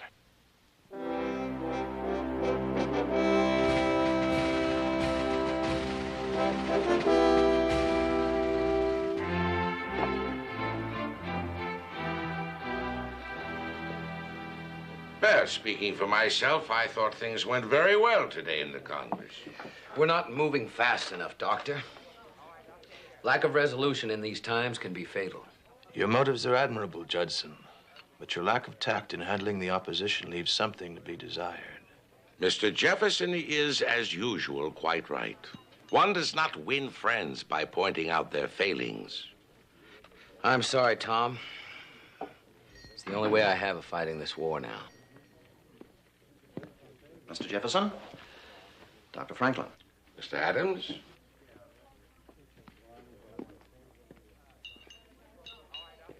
Excuse me, I must have a word with Mr. Adams. Was it my imagination, or was I just snubbed by my fellow radical, the great John Adams? He's from New England. They have a very rigid sense of morals up there. Meaning? Well, after all, there has been some talk about town. About me? A fascinating subject. No doubt you're going to lecture me again, Doctor. Mm-hmm. So let's have another drink. I still believe we must reconcile our differences if we're to succeed in this rebellion. United, we can accomplish anything. We have it in our power to create a future beyond imagination for this country. Ah, but there's the rub, Tom. Now, do we wish to create a future beyond imagination? Speaking for myself, I'm quite satisfied with life as it now exists. Once we're rid of the king, that is. I'm afraid the one goes with the other.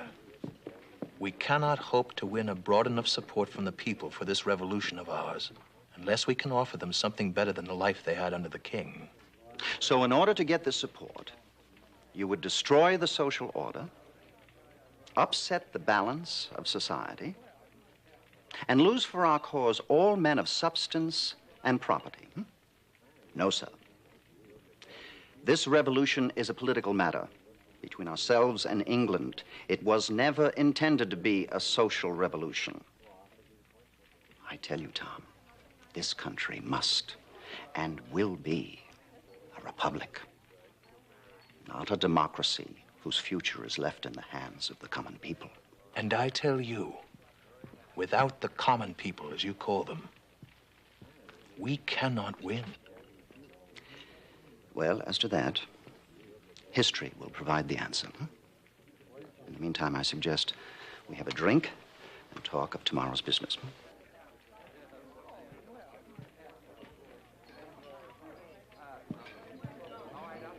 As I was saying, Judson, your spirit and intellect in the Congress is most welcome and refreshing, even with your frequent outbursts and your refusal to follow protocol. Protocol, you know, is the grease which permits the wheel of politics to go round. I confess, Doctor, I'm not a patient man. I know. But there are other things, such as that barroom brawl the other night, for example. It's the talk of the town. I didn't know the place was home for every young Tory in town. One thing led to another, and unfortunately, a member of Congress made an exhibition of himself. But it was a private affair, Doctor. No, Judson. I am afraid it has become our affair. Judson, please try to understand how these things appear to others. What we are undertaking here in Philadelphia will be considered so heinous in some quarters of the world that our personal motives and behavior must be above reproach. In other words, we can get drunk and whore around, just so long as it's behind closed doors, so that our public image remains hypocritically spotless. Unfortunately, that is the way of the world. I see. Dr. Franklin, forgive me for saying so. But you know, you have quite a reputation as a ladies' man yourself. And no one thinks the less of you for it. Oh, if anything, they think more of me for it. But that's just because of my age, young sir. You see, for a man of my advanced years to even consider the pleasures of the flesh, much less enjoy it, is such a wonder to behold that it leaves even my worst critics struck dumb with admiration.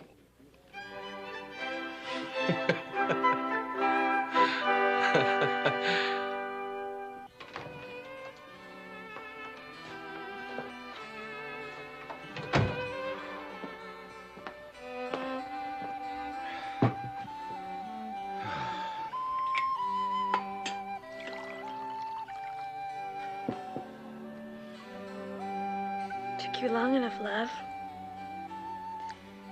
You and your stupid politics. You're coming home later every night.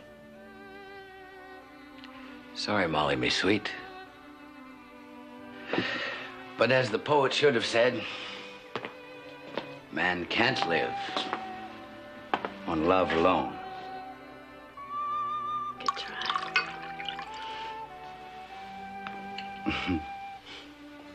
I imagine I'm about to.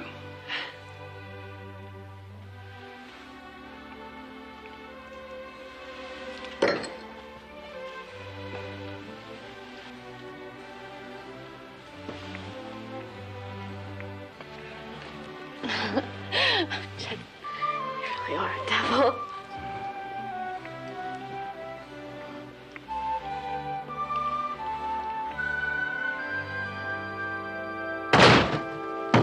Have a pistol. Be still. It's safe now, sir.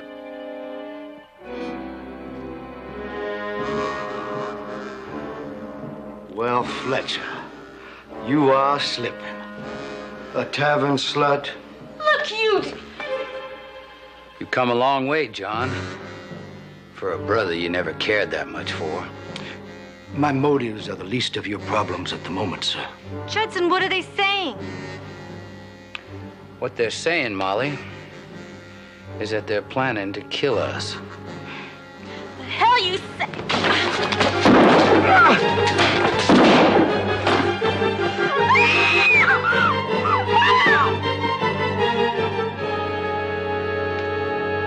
Well, at least you're alive. None of the Waverleys could ever shoot straight. You're taking this too lightly, Judson. What would you have me do, Tom? Behave yourself as we've been asking you all along. Tom, I was attacked in my own bed. Yes, in which you were entertaining a female companion at the time. Which bothers you most, Tom? The attempt on my life or the fact that I was not alone? He tried to murder me. I defended myself. Well, is it over? Ask John Waverly. It's not by my choice that he has this ridiculous obsession. I shot his brother in self-defense, as you well know.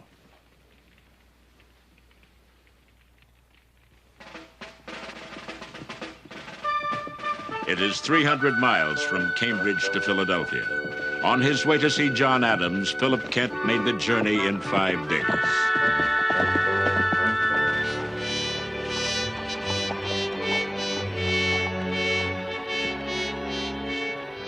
I understand Mr. John Adams of Massachusetts has rooms here.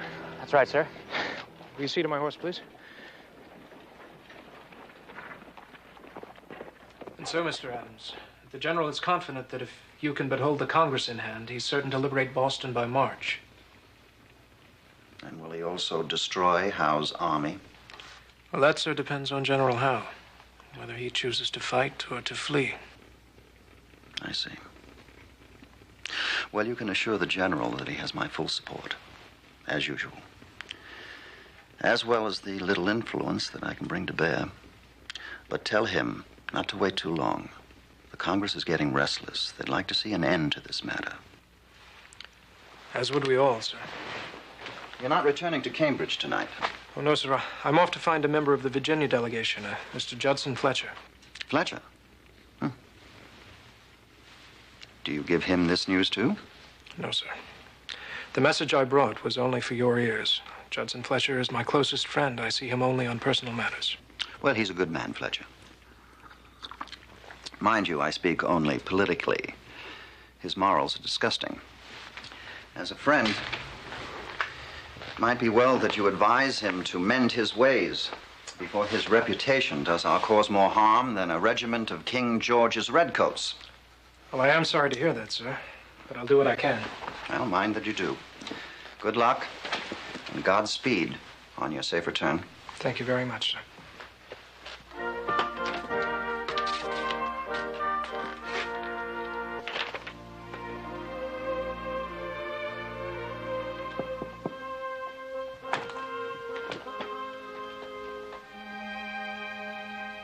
Judson.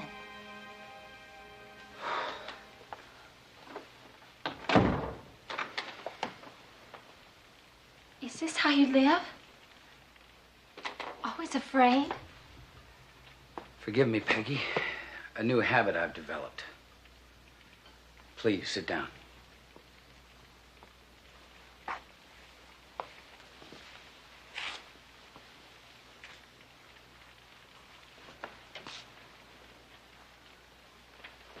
Your latest escapade is all over town.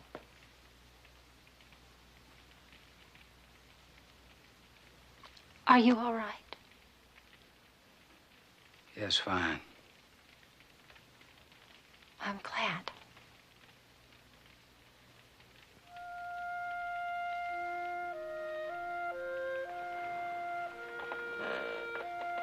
Peggy, why are you here?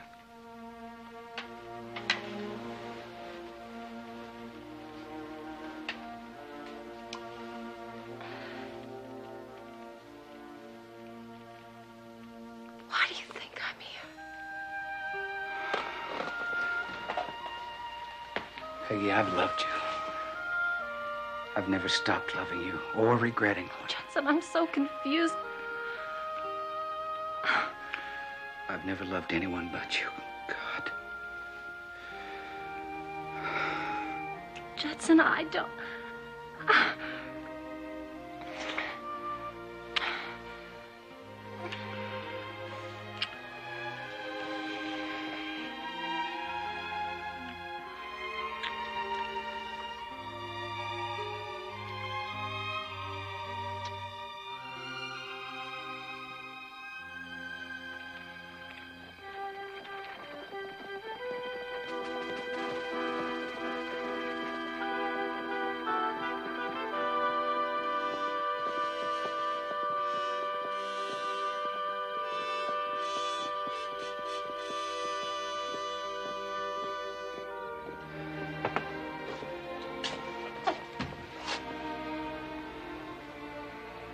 Will I see you again soon?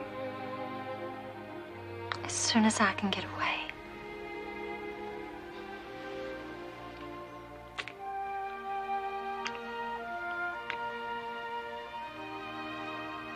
Now rest.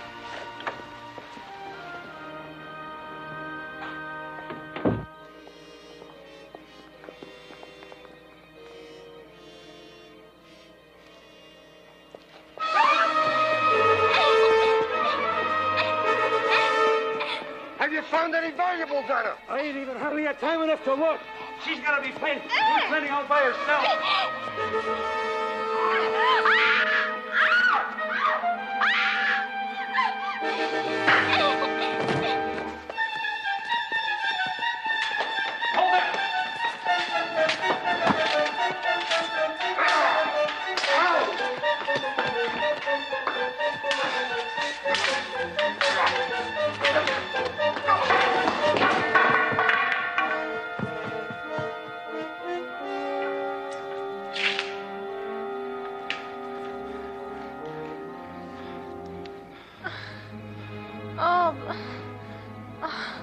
Miss Bill. Don't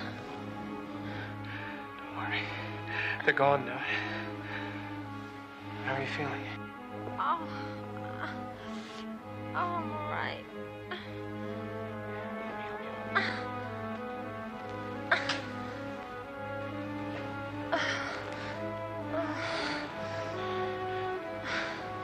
You shouldn't be out. Not alone at this time of night. I was visiting a sick friend. Come. We'll find the watch and report this, and then I'll see you safely home. No. No, you can't. You'll ruin everything.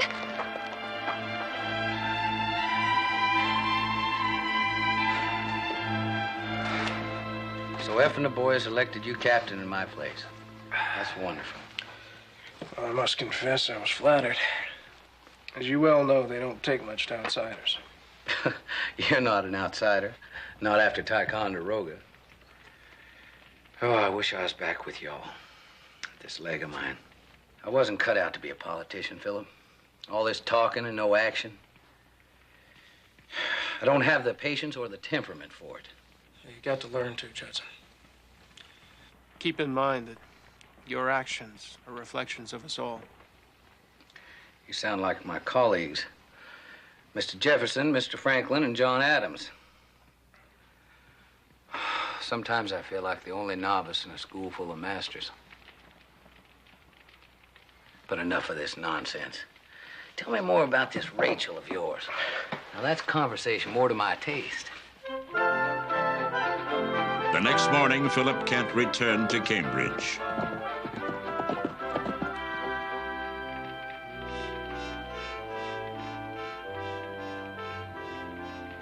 You did well in Philadelphia, Captain Kent. With Mr. Adams' support, we can move ahead as planned. Thank you very much, General.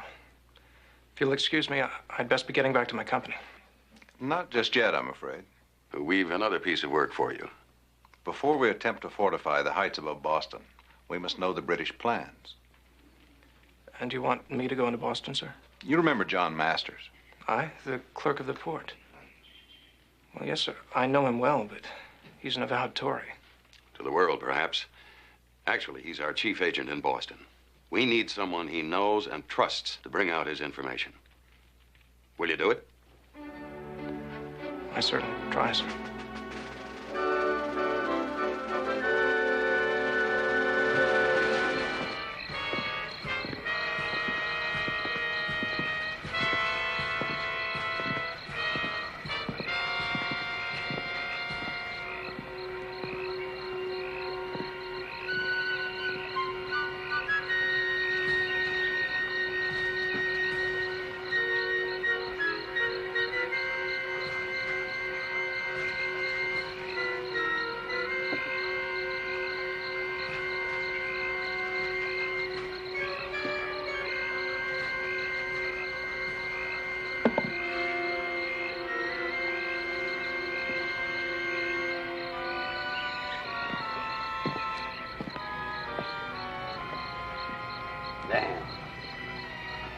worse than waiting for the squeezins to ferment.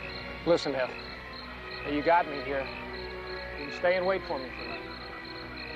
You're gonna meet that fella in the tavern, didn't you? After all this, I need a drink.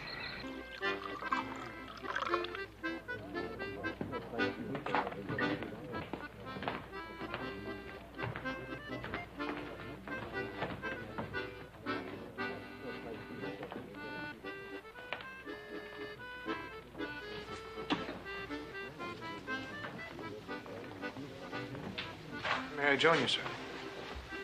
Sit down. We haven't much time, Philip. I think they may suspect me. Here, take it. Just see that it gets back safely.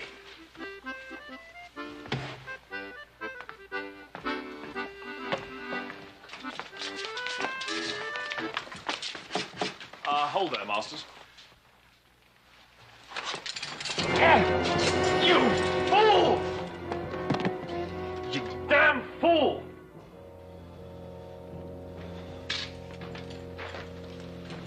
All right. This man came in here to meet with someone. Who was it?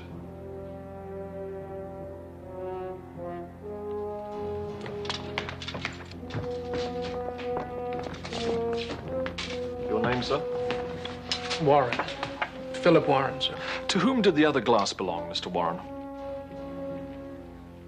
To a friend. He's gone now, sir. Perhaps that friend left you with a message. I'm afraid I don't know what you mean, sir. Search it.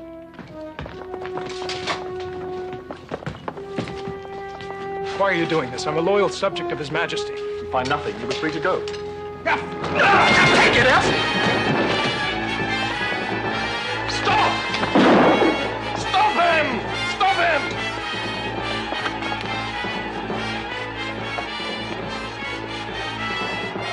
Who is he? Where can he be found?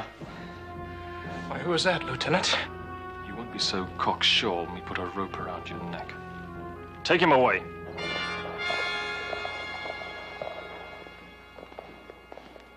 I must say I admire your enthusiasm for the cause, but it happens as President of the Congress, I must warn you to restrain yourself.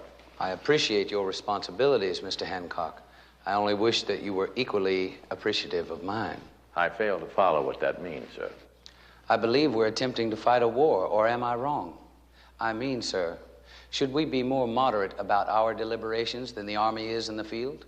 Should we allow ourselves the luxury of quibbling over petty details while our cause goes down in defeat? Must I remind you, sir, that we are both on the same side? About that, I'm not too sure. Mr. Hancock, you of all people must recognize that this debate has gone on far too long. Damn it, sir, we are in rebellion. We have crossed a bridge and burned it behind us. Now let us say so. To King George, to his ministers, and to the world. Ah, the voice of youth, promoting eloquence at the price of patience and wisdom. Sir, it's a pity that the Army lost the use of your services.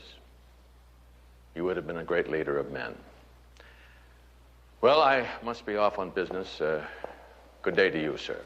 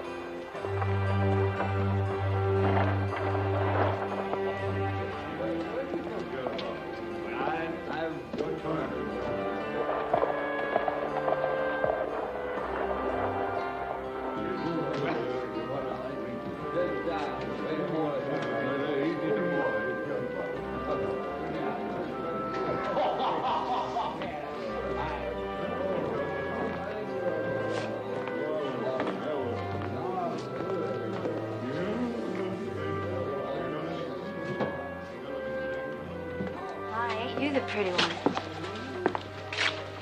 What can I get you? Just an ale, please. Ale it is, mister. A tankard, Billy, and be quick about it.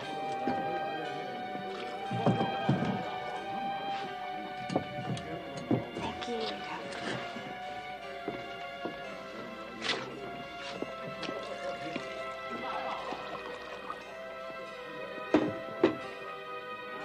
Baby, love. That'll be 6 pence.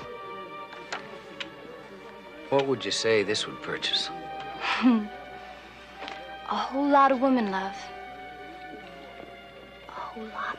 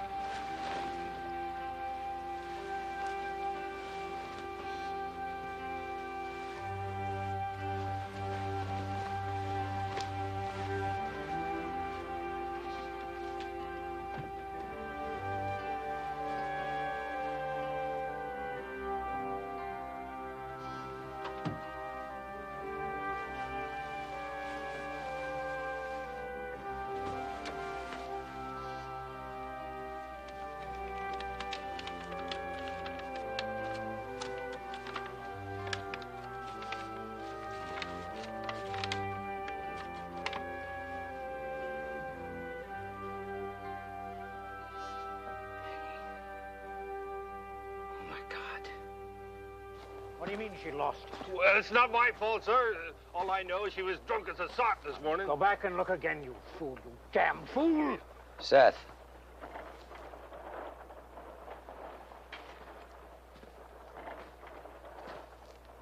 Is this what you're looking for? Judson. You hate Washington that much? Yes. And you have every reason to also, Judson. Look at you.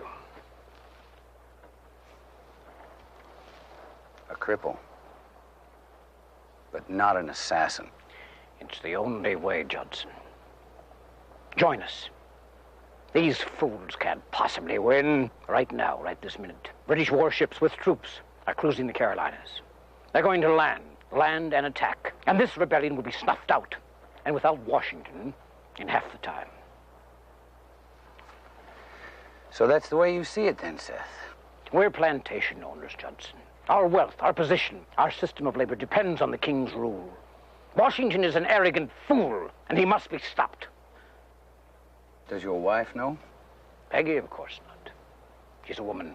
She has no sense of these matters. Thank God for that. Are you with us? With you? For Peggy's sake, I'll give you exactly 1 hour before I denounce you.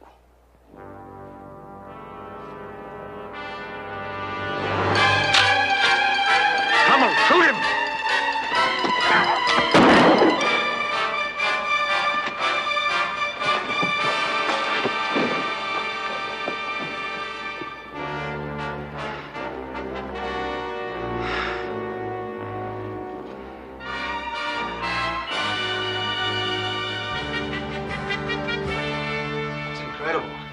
Incredible. An assassination plot within Washington's own personal guard and influenced right here in Philadelphia. The tavern wench, Alice? Alice O'Mara. I'm sure the right bribe or threat would loosen her tongue enough to identify her contacts. And this Trumbull, probably directly spying for Howe, and he conspired with Alice where Judson and Seth MacLean discovered them.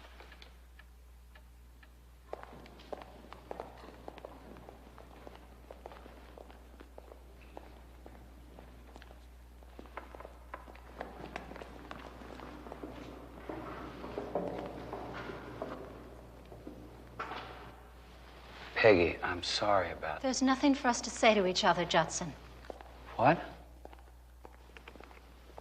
How could you do it? What are you talking about? I know Seth. He was never a hero. He was not that brave. He'd never have gotten involved in such activities on his own. Peggy, Somehow you arranged it. You killed him, Judson, or you got him killed. Do you think I could live like that? Do you hold me in such low esteem as to think that you and I could be happy together under those circumstances? Peggy, there's so much that you don't understand. And I don't care to. I'll be going home tomorrow. Please, don't ever try and see me again.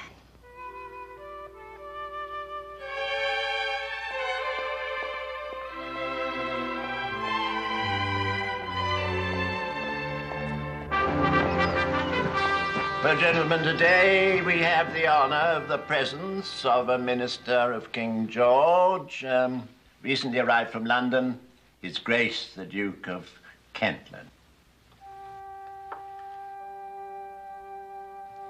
This is from your father. He wrote it in December of 1754. His name is Amberley. James Amberley. Read it.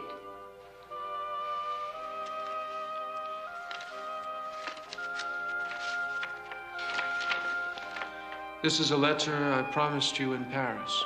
By the witnessing below, I declare in sight of Almighty God that my natural son, Philippe, is hereby acknowledged by me, James Amberley, Duke of Kentland. Yes, Philippe. You are a nobleman by birth, the son of an English lord. You may proceed, General. Thank you, Your Grace. Is the prisoner prepared to hear the findings of this court? Aye.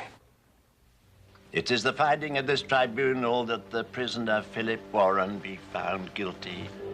You will be sent to the gallows where you will be hanged until death, and may God have mercy on your soul.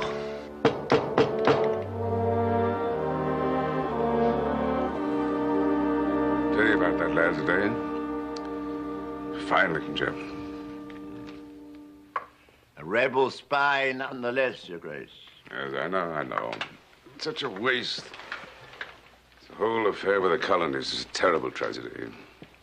For all of us. Yes, well, I'm only a soldier. I leave politics to the politicians and just obey orders. I know, General, I know. By the way, what are these things? Oh, personal effects that we found on the poor boy.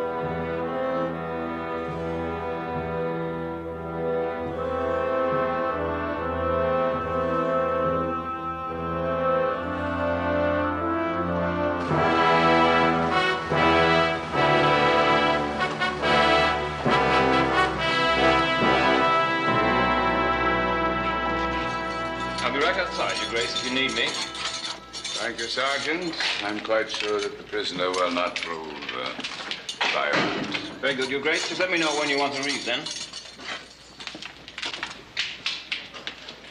Well, if you've come to interrogate me, there's nothing I'm obliged to tell you. Put your mind at ease, Mr. Warren. Those matters are best left to the military. Then what, sir? My being here is entirely personal. In what way personal? I'm curious to know how you came by this ring. I understand it was taken from you when you were arrested. I bought it. Where? Here in Boston. When exactly? 2, 3 years ago. I cannot be certain. And from whom did you buy it? A stranger. One night in a tavern. And did this stranger tell you how he came by it? No, he did not. Curious design, don't you think? Hmm? Rather unusual. I found it so. Not that unusual. I can assure you that it is very unusual. As a matter of fact, to my knowledge, there are now only 2 like it in the world. And there is the other. It is my family crest, you see. That is a strange coincidence, sir. Yes, isn't it? Gardez-vous, mon fils. It's even a stranger coincidence. The rebel spy understands French. Where did you learn the language, Mr. Warren?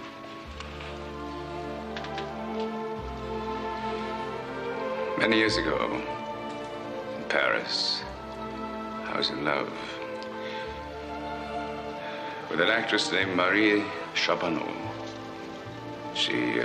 But we had a natural son. Bastard, you mean? Bastard, if you will.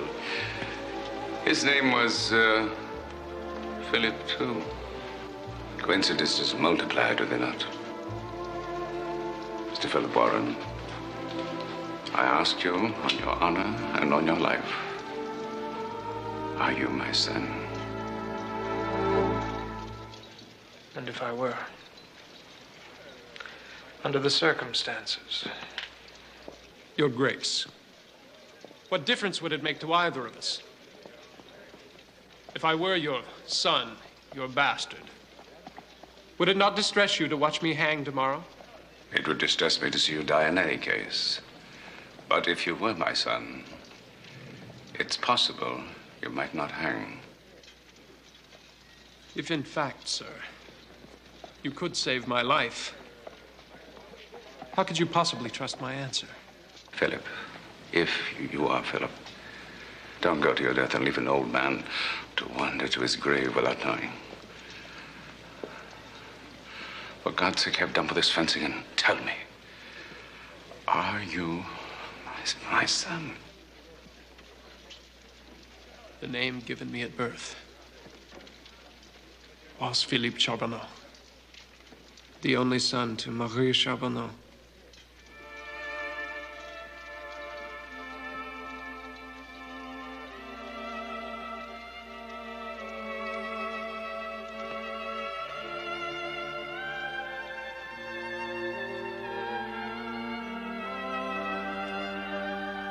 Philip.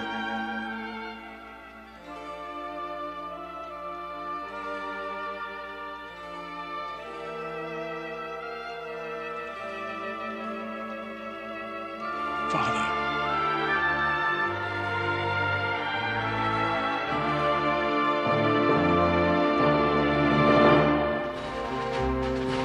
On the night of March 4th, 1776, acting on the information brought back by F. Tate, Washington fortified the heights overlooking Boston. By morning, the city would lay naked before the American artillery.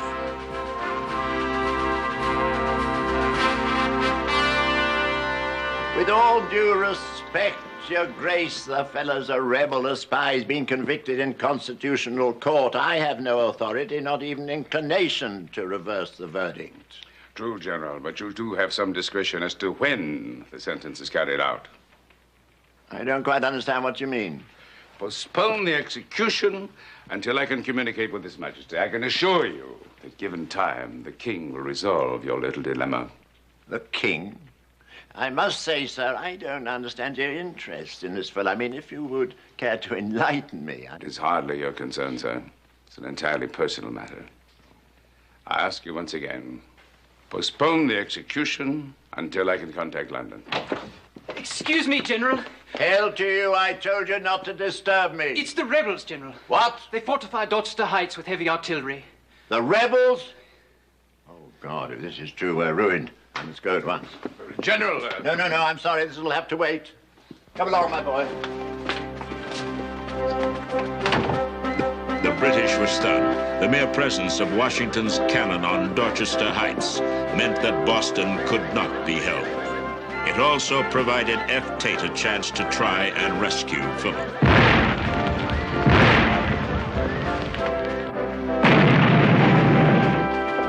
They're firing on us! Dorchester Heights. They mean to destroy headquarters first.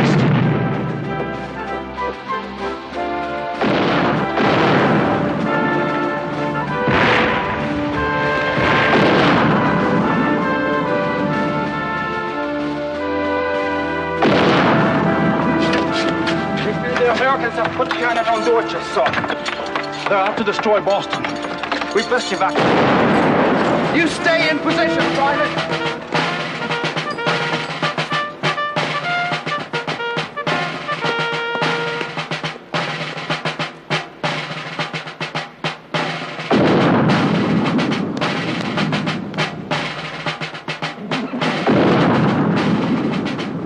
I have orders to evacuate the prisoner. We're not British.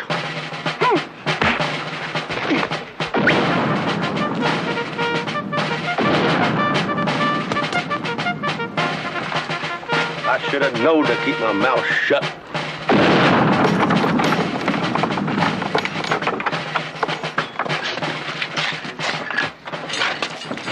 Don't try, friend. Good for travel, boy? Damn right, man. How'd you find me? Easy. Only British jail in town. Come on. Come on, come on. Thank you, Lucas.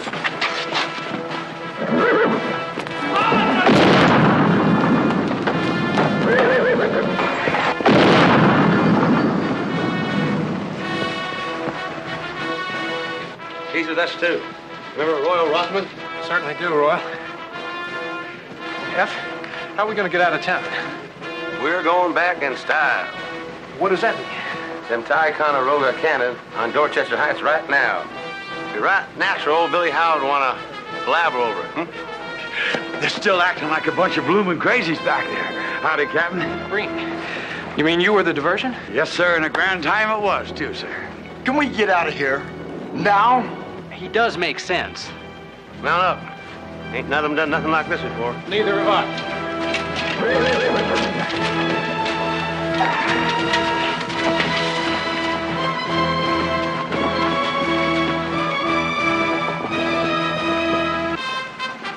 What's the matter? We need something to remember this day by, F. We don't stay alive, we won't be remembering nothing. You ride on ahead if you're a mind.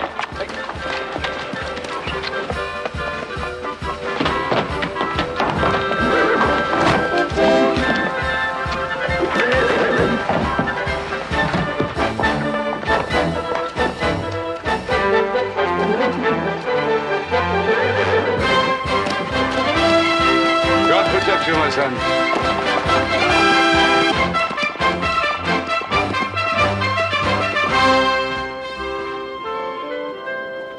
Threatened by the guns on Dorchester Heights, the British had evacuated Boston without a fight.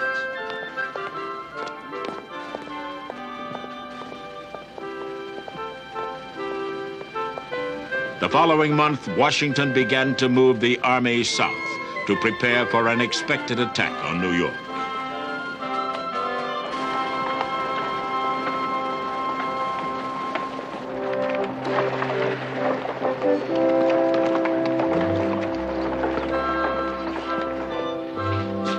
Sam? Philip! Philip, how are you? How are you, Sam? I'm fine. Just fine. I'm just trying to get operating again.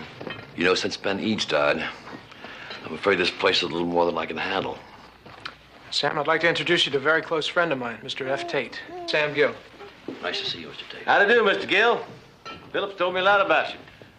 Yes, I believe we all owe the life of this young man to you, Mr. Tate. Just his birthing. Miss Brumple can take credit for the rest.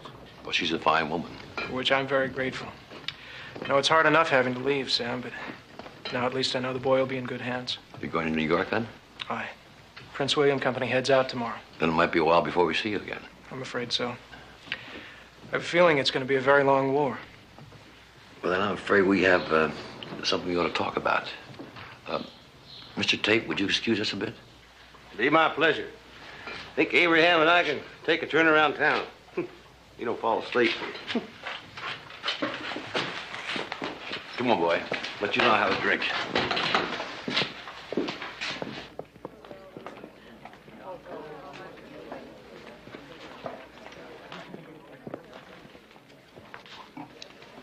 know, Philip, a man could get killed in this war.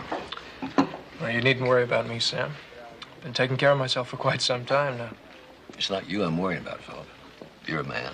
Take your chances with life just like everybody else. No. It's young Abraham I'm thinking about. What's going to happen to him if you don't come back? Mrs. Brumple said she'd look after him. Oh, that's fine. But is Mrs. Brumple going to teach him a trade? See to what kind of a life he makes for himself when he's grown? Sam, I believe you're getting at something. You're damn right I am. You leave the boy to me. If anything happens, I'll take him into the shop. I'll teach him to be a printer like both of us are. Hell, I've got no kin left. I'll even leave him in the shop when the time comes. Now, what do you say? Sam, it's just too generous. No, you listen to me. I couldn't possibly accept it. But let me propose this. You need money to get the shop operating again. And I'll put up what Anne's father left us, 500 pounds. In return, we'll become partners. And that way, no matter what happens, we'll all still have a future. Done.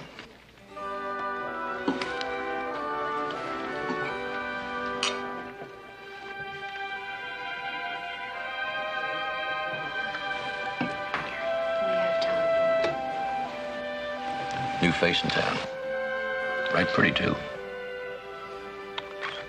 Sam, if you'll excuse me, I'll be back in just a minute. Oh, you know the young lady, then? More or less. And in spite of the British blockade, the voyage from Virginia was most uneventful. I didn't even realize. Excuse me, ladies. Forgive me for intruding, but I believe we've met before. That's hardly possible, Captain... Kent, ma'am. Captain Philip Kent. As I was saying, Captain Kent, it's hardly possible that you could know my niece since she just arrived from Virginia this very day. If you'll excuse me, ma'am, we met some time ago in Philadelphia. Under circumstances which caused me grave concern for the lady's well-being. I merely wish to pay my respects and to express my relief that she is well. Thank you for your concern, Captain Kent, and for your help at the time. But I deeply appreciate it if we did not pursue the matter any further. Your servant, ma'am. Shall we go in, Agnes? As you wish, Peggy.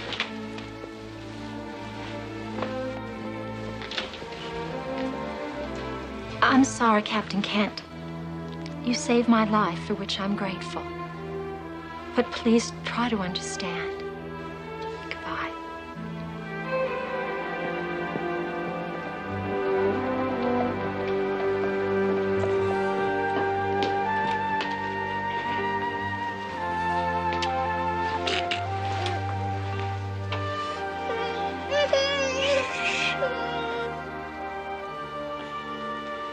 Care for him well, Mrs. Brumple. We may be gone quite some time. Don't you worry. Abraham's in better hands than you are. Well, take that kind of personal, man. You were meant to, F. Tate. Well, go on, you two. And God go with you.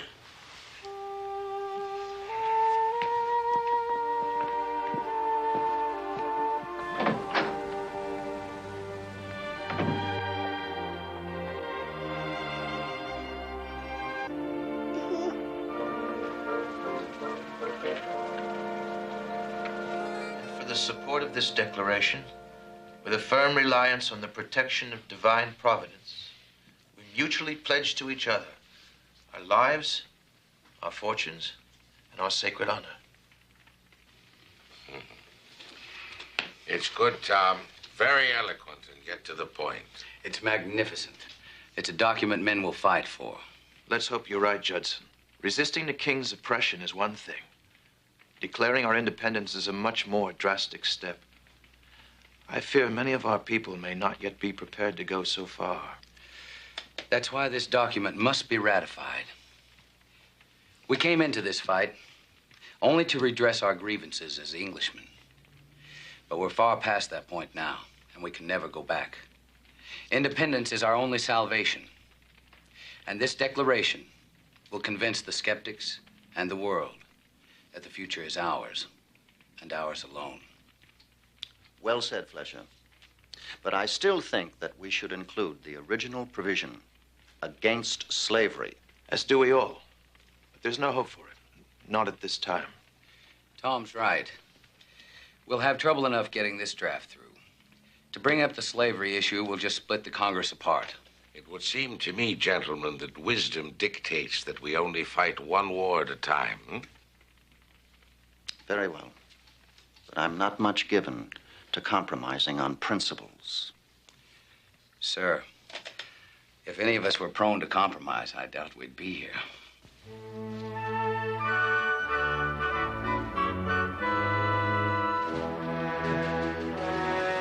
The months that followed the signing of the Declaration of Independence were a disaster for Washington's army. Ill-trained, ill-equipped, and badly led, it retreated constantly before the advancing British.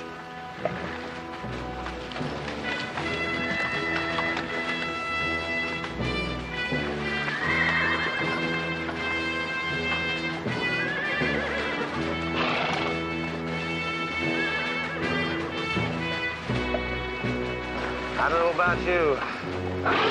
I'm sure getting tired of all this advancing backwards. I'm no general. This ain't my idea how to win a war. Or mine. Or General Washington's either, I don't suppose. We're just not ready to fight them yet, F. The General's buying time. Maybe. But we're paying a high price for it. We lost 1/3 of our men already. True, but still we're better off than most. Yeah. But for how long? If I knew the answer to that, F, I guess I'd be running this army. Best be moving out. All right, men, move on. I tell you, Dr. Franklin, this whole business is insane.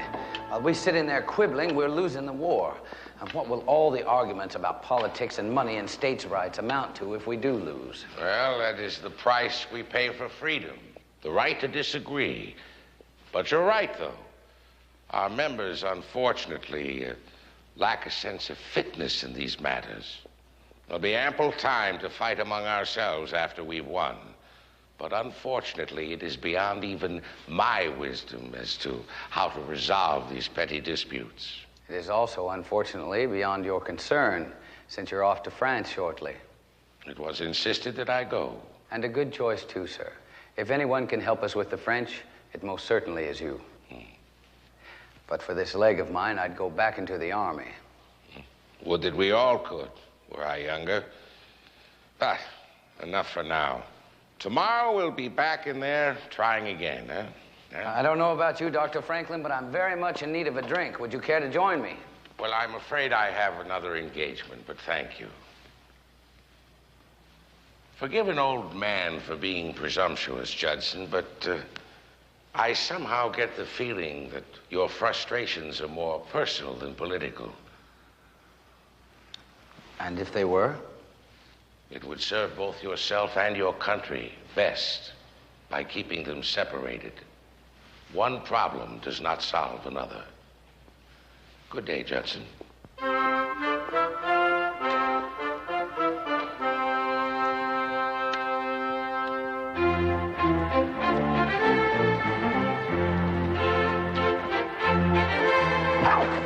Sorry, sir.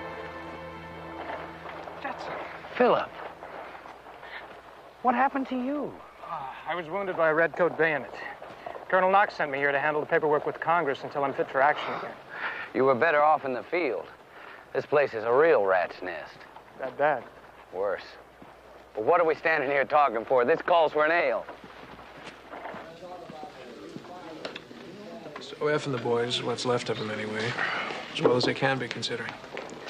The last few months have been very hard.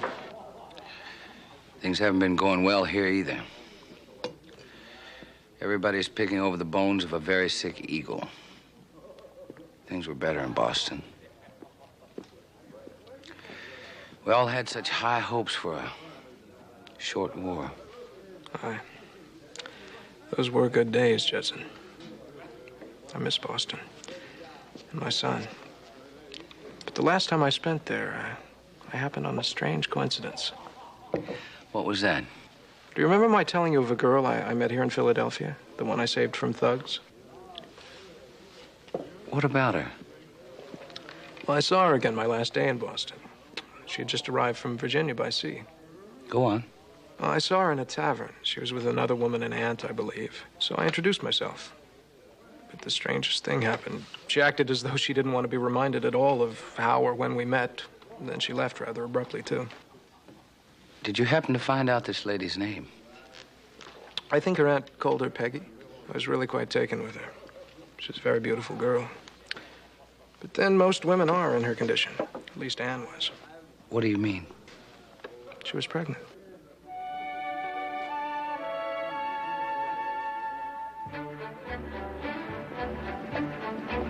That same night, Judson Fletcher left for Boston.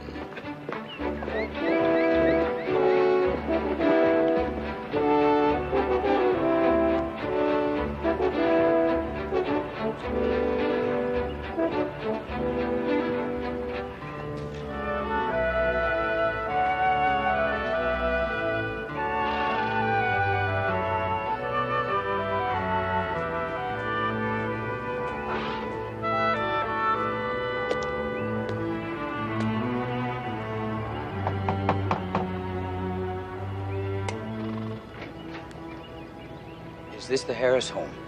I'm Mrs. Harris. Yes, ma'am. I understand you're the aunt of Peggy Ashford McLean. I am. I'd like to see her, if I may. My name is Judson Fletcher. Yes, come in.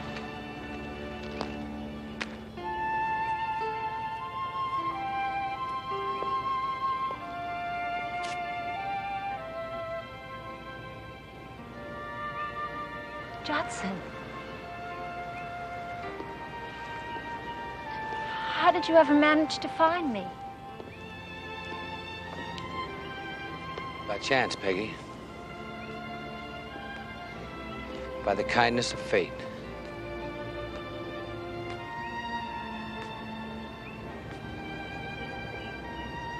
That's our child you're carrying, isn't it?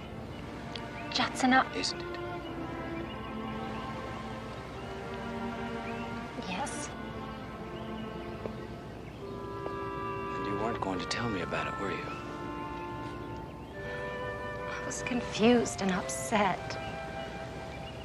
After what happened in Philadelphia, what I said to you, I found letters in his belongings. Seth was a traitor, and you tried to tell me. That's past. It's best forgotten. Tell me what's in the present for us. What's in the future.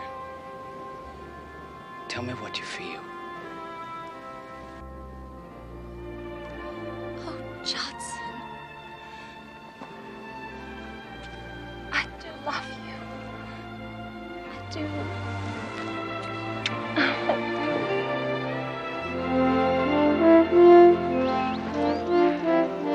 I have to say, Mr. Adams, it's just not enough. I've been with the Army since the start at Lexington. I tell you, the men can't take much more. It's not just the lack of pay or supplies, but more the feeling that nobody else cares, that they are the only ones making any sacrifices for our freedom. I know, Philip. I understand. There are a few of us who really do. And we try our best, but...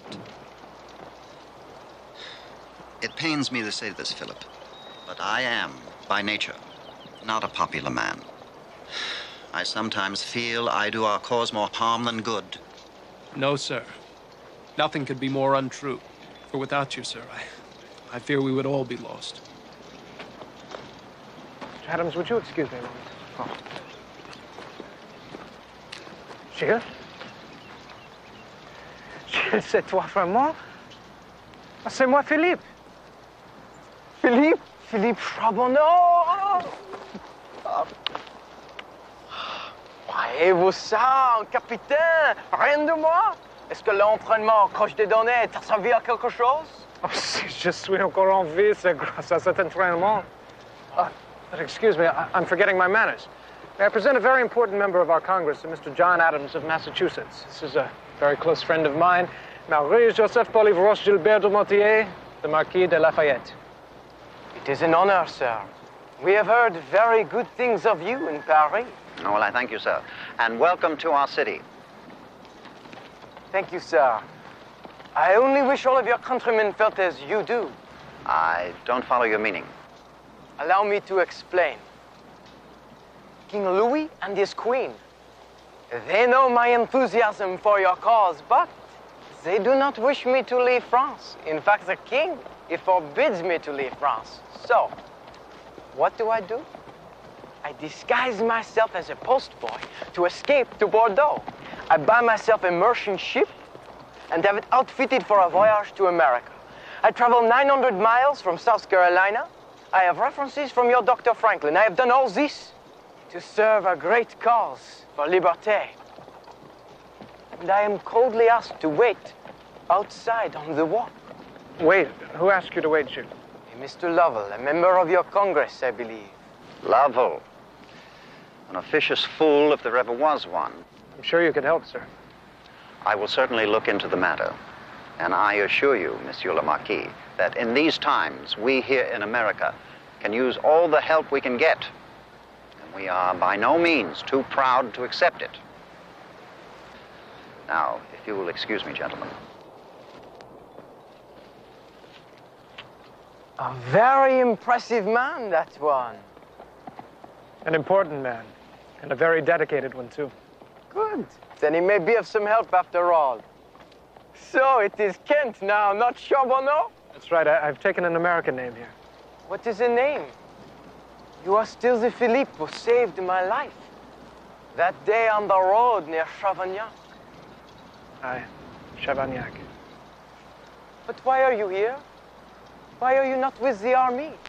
I was wounded. They sent me here to do staff work until I recovered, and now that I'm fit again, they won't return me to my company.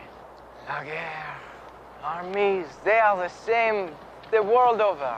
But come, you must tell me all about yourself. If I am to serve, I must understand everything. Let us go. Aren't you supposed to wait here? Wait? For what?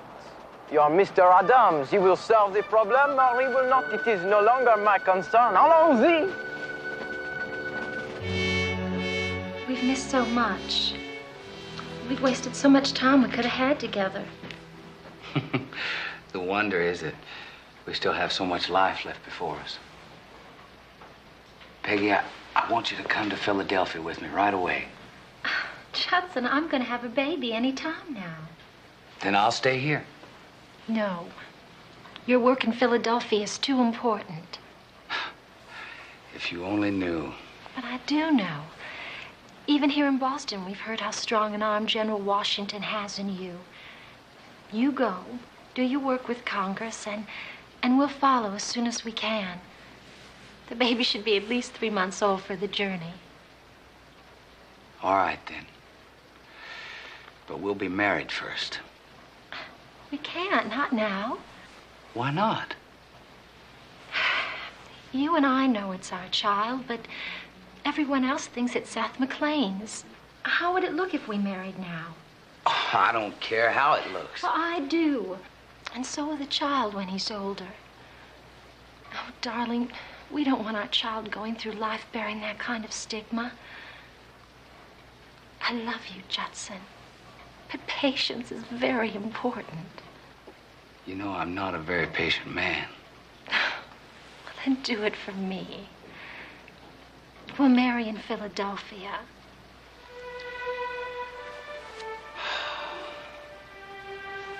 Peggy, I love you. And if that's what you want, I'll wait.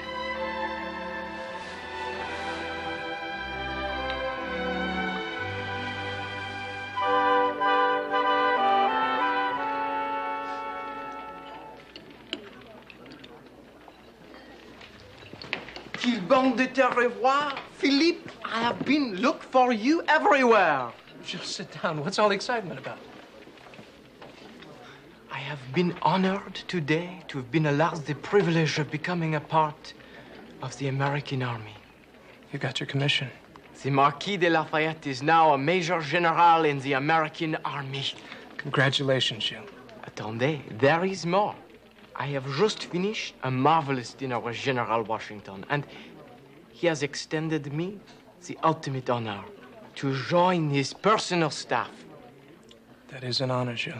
And he has granted me one other request. You are my friend, Philippe. You helped me get this opportunity to fight in your magnificent rebellion. And for that, I will always be in your debt. Jules, what are you driving at? What was your greatest wish only yesterday? To have my company back, I suppose. You didn't. We are comrades in arms, are we not? Jill, that's wonderful. We leave tomorrow. Tomorrow? Oui. The Marquis de Lafayette, he does not waste the time. Come, we must celebrate. It is our last night among the ladies. We must make the most of it. On y va! After his return to Philadelphia, Judson Fletcher devoted himself to his work in Congress as he awaited news from Boston. Dearest Judson, I'm most pleased to tell you that we now have a daughter, a fine, healthy child, whom I've named Elizabeth.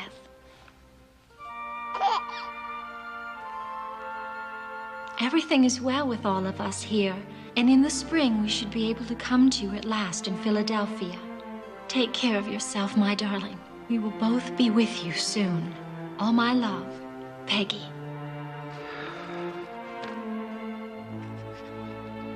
My dearest Peggy, the situation here in Philadelphia gets worse by the day. Considering conditions in the countryside, the trip would be most dangerous. In addition, the city could fall to the British at any time now. Much as I long to see you and Elizabeth, I'm happier at the thought of you both safe in Boston until such time as the situation improves. Until then, we will both have to be content with the knowledge that our love will survive this separation, as it has everything else. Your Judson.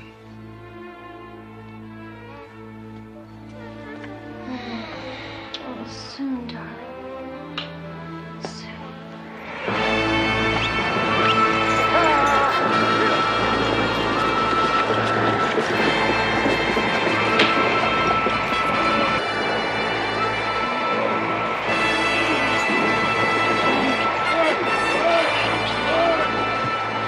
After an inconclusive series of maneuvers across New Jersey and eastern Pennsylvania, Washington was beaten at Brandywine in September and at Germantown in October.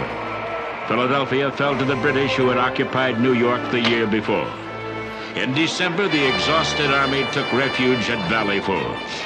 It was to prove to be a long, cold winter.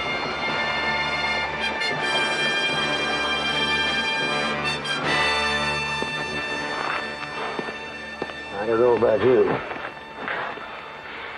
but I joined up to fight, not to freeze to death or starve.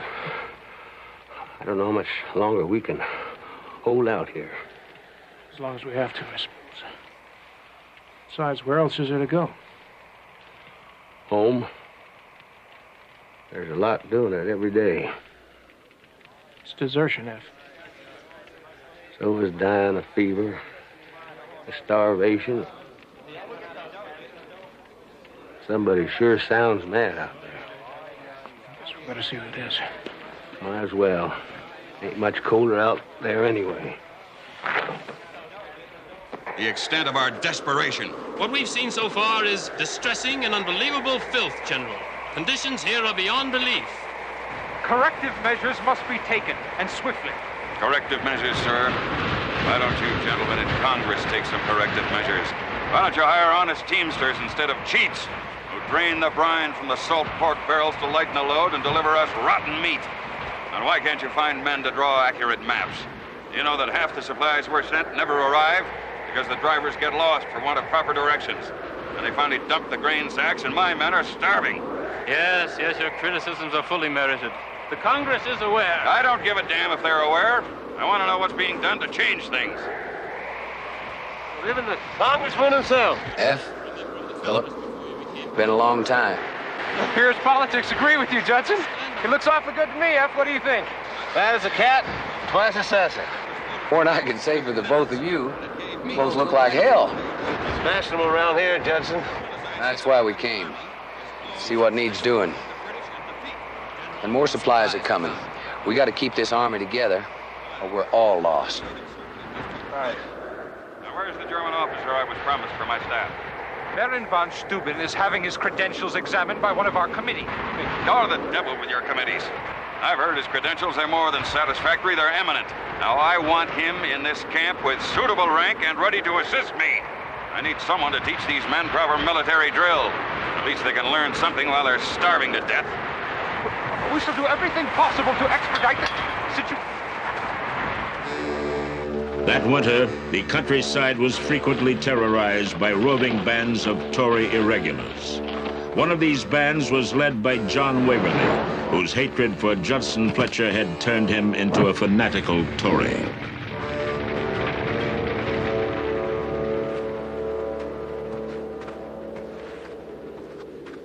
All right, men, fall in!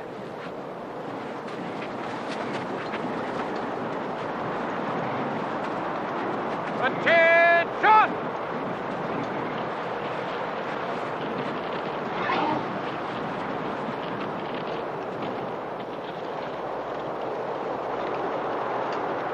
Lieber Gott, sollen die Soldaten sein?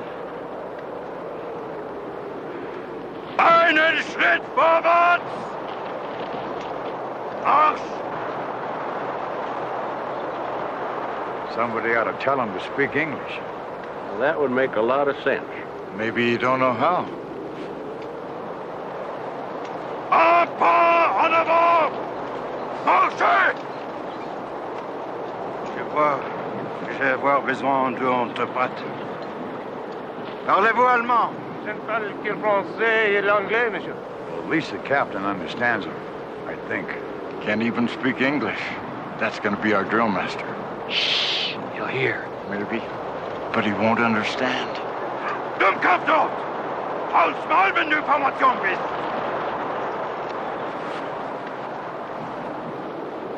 Dites à ce groupe de dépouillons aériens que je suis leur maître d'entraînement et que c'est moi qui vais les entraîneurs. Si c'est toutefois possible. Ce dont je doute fort. Car je trouve que tout ici est impossible. Ça me sent sans espoir, je le crains. Ben, the general wants me to tell you that he is going to undertake your training personally. Nous commençons par l'entraînement au mousquet. The first thing the general wants to see you do is the drill for loading and firing your musket. Ready? Step 1. 2. 3. 4. 5. 6. 17. 18. 19. 20.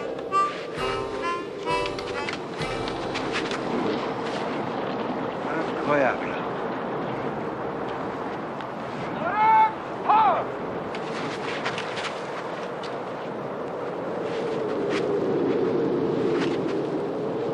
Je ne m'achevoue de ma vie. Tant moleste, tant lenture. C'est étonnant que vous ne soyez pas déjà tous morts. C'est pire que ce que je jamais pu faire.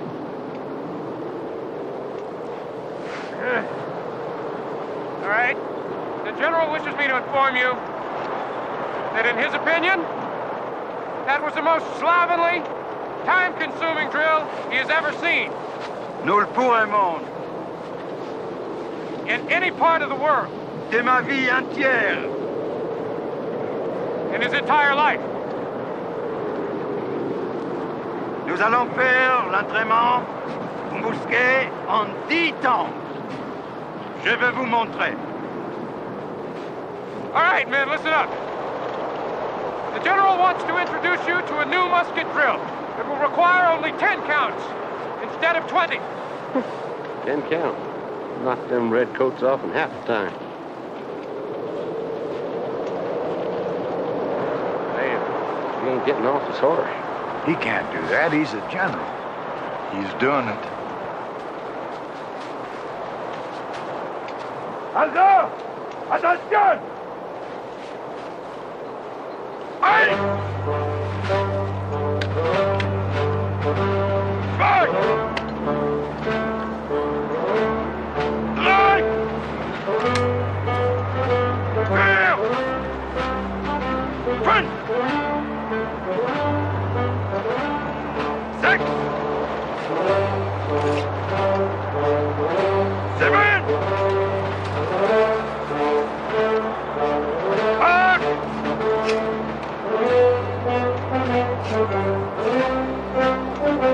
Neun! Zehn!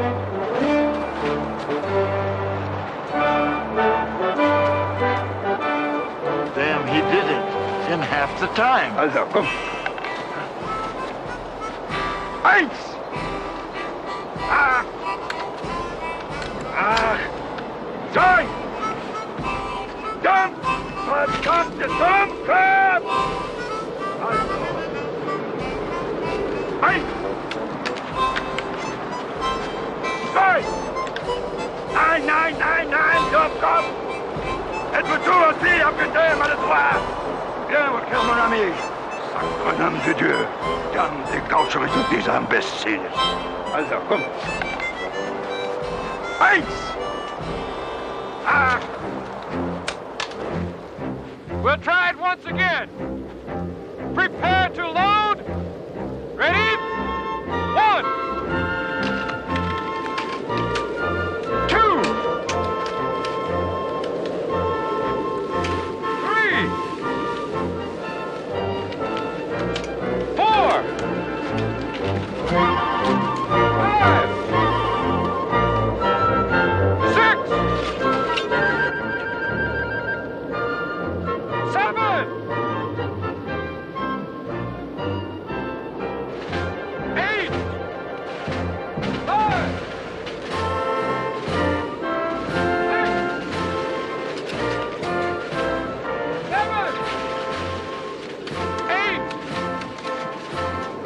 9, 10.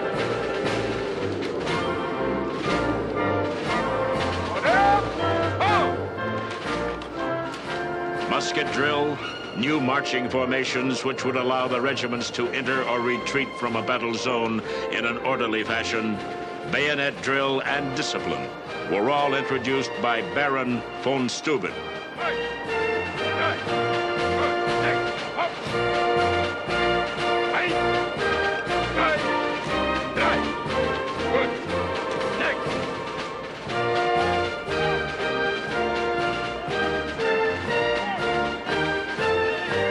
Supplies improved, soap became available, and the men washed their clothes as well as themselves.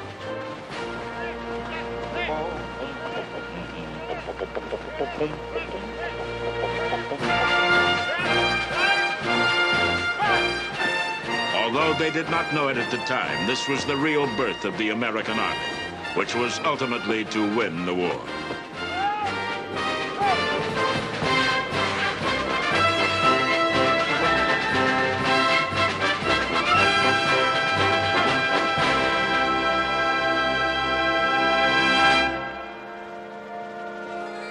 By the way, Gilles, I heard Baron von Steuben was now going to train the mules.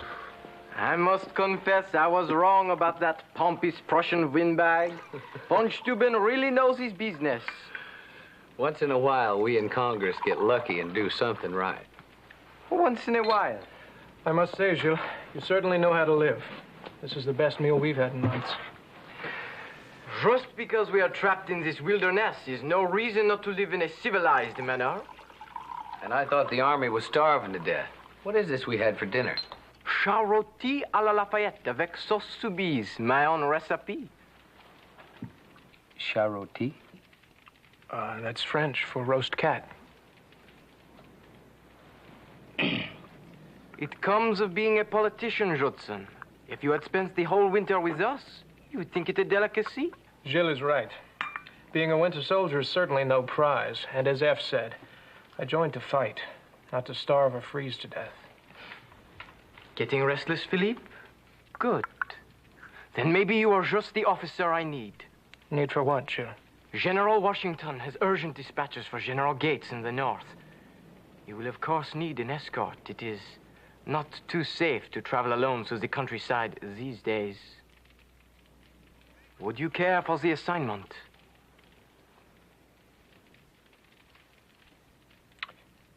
Would make for a change. How many men do you suppose we'd need? Yourself and 10 men. Make it an even dozen. I'd like to go along, too.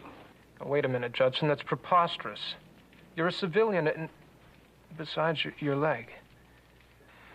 It doesn't take a genius to realize you don't need 2 good legs to ride something with 4. And, General, would you remind the mere captain not to argue with a rather important member of Congress? It's definitely not politic. Philippe, I'm afraid you have little choice.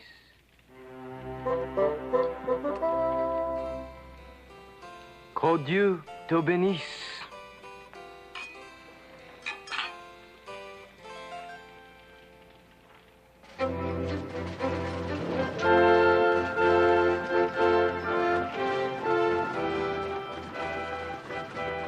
Anyway, Judson, listen to me. If we should run into any trouble, just remember you're a civilian, please. If I get a congressman shot up, Washington will have my hide. You always did worry too much. The British are all holed up nice, snug, and warm for the winter. And we're too big a party for marauders to attack. There'll be no trouble. Well, let's hope not.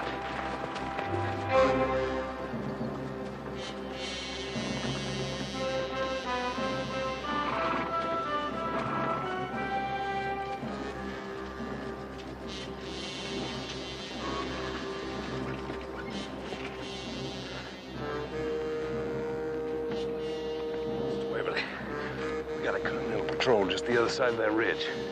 They see you? No, not a chance. They were moving the other direction. That's curious. Maybe I better go have a look for myself.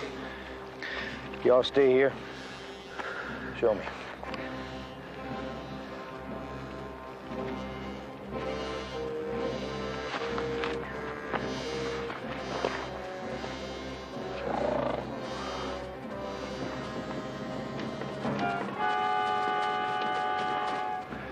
It's him. I got him. What you gonna do? Send that devil Judson Fletcher to hell. I finally got him. Give me a musket. Just a crazy thing like that. There are too many of them for us. I don't care about the rest of them. All I want is one shot. Just one shot. All you do is warn them and get us killed in the bargain.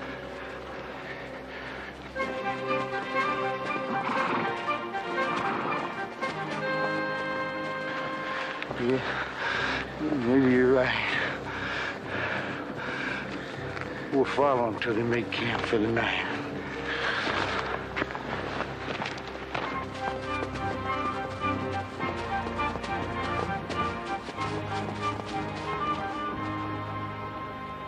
Judson, after this war's over, I think I'll finally be going back to Boston to my own printing house. I made a partnership with Sam Gill, the man who apprenticed me. I'll be going back to Sermon Hill. Place probably gone to hell in my absence. You sound like you finally decided to settle down. Yeah, finally. Well, I got a reason to now. See, I'm gonna be... Don't anybody move. You're surrounded. I could shoot you right now. Except for the fact that you're gonna hang in the morning as a rebel. Fall back in the tree!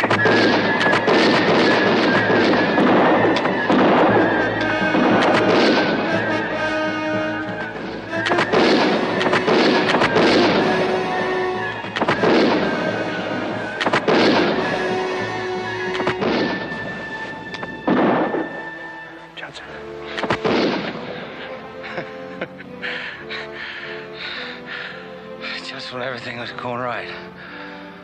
For the first time. Philip.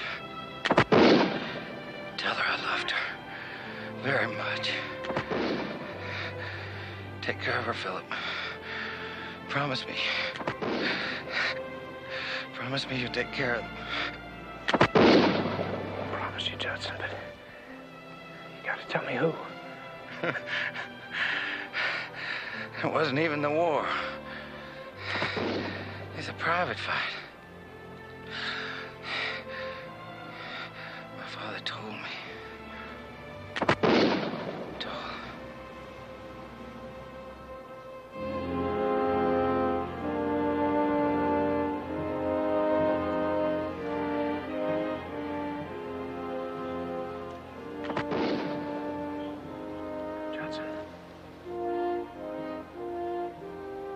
Not anything much more you can do for him now.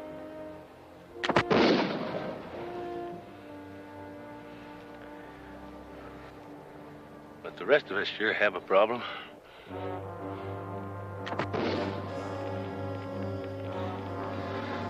They've got us all bottled up in here. The only way they can attack is across that clearing there. If they got a choice, we ain't. The horses are on their side. They can run them off and leave us here to starve. But I guess we'll have to just go out there after them. All right, men, who's for it? We all go. One way. Yeah! Fix bayonets. Take the left side.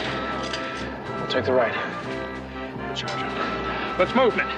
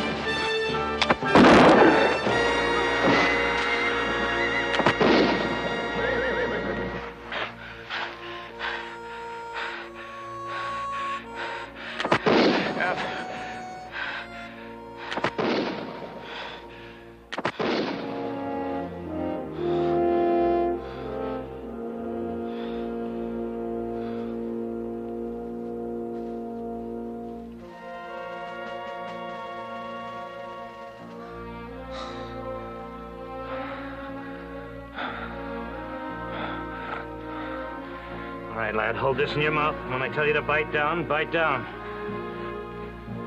Hold him. Bite down. Hold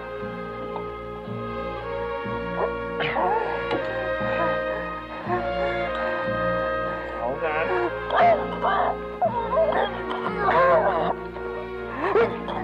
Yes, I got it. All right. Nice and clean, all in one piece.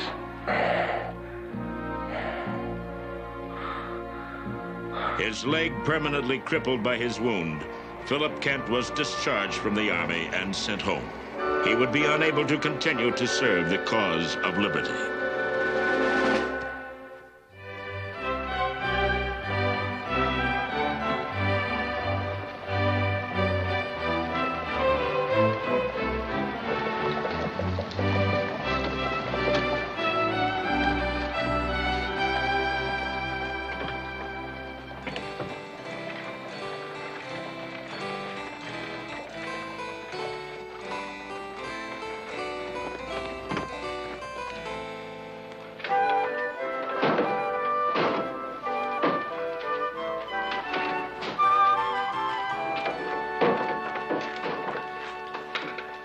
Remember, you must distribute the ink evenly, or the print is likely to smudge.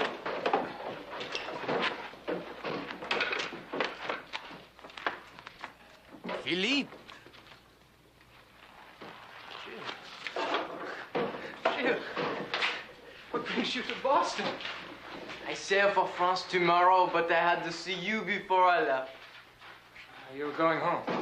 Oui, on a mission, a very important mission. But I will be back as soon as I am able. But you, how are you? Working, as you can see. It's my original trade. Less ink on the center and more on the perimeter of the block. Very distinguished trade, too. Dr. Franklin, I believe he began life as a printer, did he not? He did. But it was in a better time, Jules. There are not so many more important things that needed to be done. You miss the war, then? I do what I can. Right now, we're busy publishing a collection of Thomas Paine's work.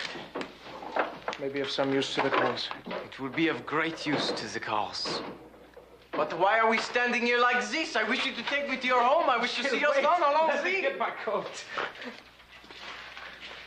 I'll be back shortly, gentlemen. Remember, we have a deadline to meet.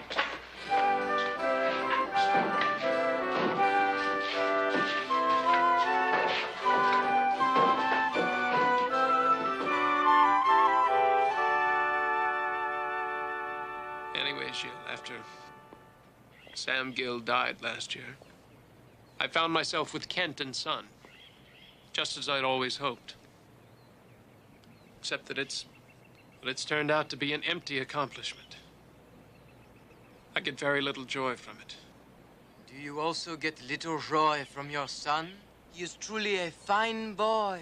You can be very proud of him. Very proud. Some refreshments for you, your Grace. Oh, please, Mrs. Brumple.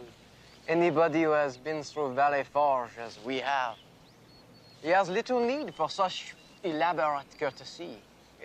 Besides, your Grace is what your English friends call their dukes. Well, whatever you say, your sir. Thank you, Mrs. Brumple. I will never understand why you Americans who do not believe in titles are so impressed by them. Well, there are many things that Americans do not understand about themselves, Jules. And you are such a gloomy one.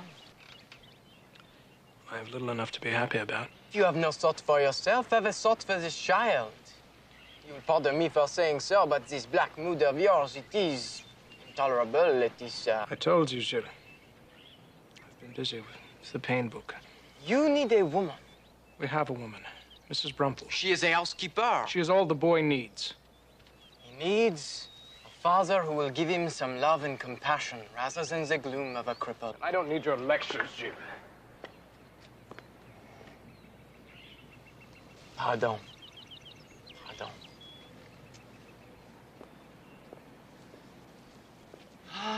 Here I am. It is my final night in America, and I argue with my dearest friend. I have a fine dinner to go to, which is being given in my honor, and it will all be spoiled by my friend's glum spirit. I am not trying to ruin your damn supper party. Then you will accompany me this evening. I couldn't possibly, Jules. I told you I have work. Then you do intend to spoil my last night in America.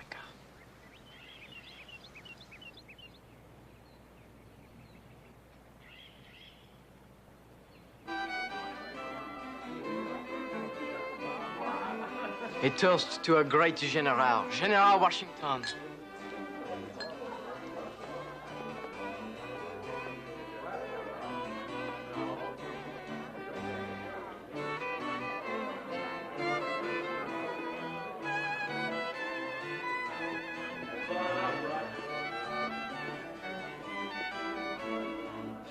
It seems we meet again. We have met, sir, but it was not by choice. And we have never been introduced. If you'll excuse me. Excusez-moi, ladies. But may I introduce myself? I am the Marquis de Lafayette. General, you need no introduction. All of Boston knows you. I'm Mrs. James Harris. I am your servant, madam. May I present my niece, Peggy Ashford McLean. I'm honored, General. Oh, the honor is all mine. And may I introduce my closest friend, Mr. Philip Kent. How do you do, ladies? Excusez-moi.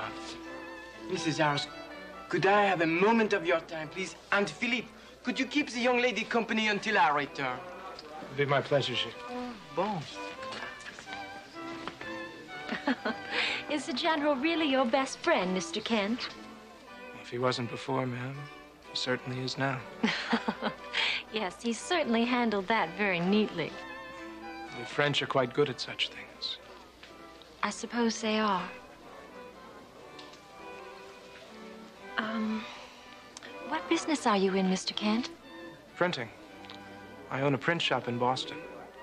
As a matter of fact, I'm currently publishing a collection of Thomas Paine's work. How interesting. Mr. Paine certainly made a fine contribution to bring all our people together. I'm sure it will do well. I hope so, ma'am. Politics, they interest you, do they? My husband, my late husband, was a member of Congress, and I knew several other members of the Virginia delegation. Did you by chance know a Mr. Judson Fletcher? We served together. He was a very fine man. Yes, I believe I did know him. And you're right, Mr. Kent. Judson, Mr. Fletcher was a very fine man indeed. Mrs. McLean, forgive me, but I must ask you something. Mr. Kent... Please. It's quite important to me. Would you sit down?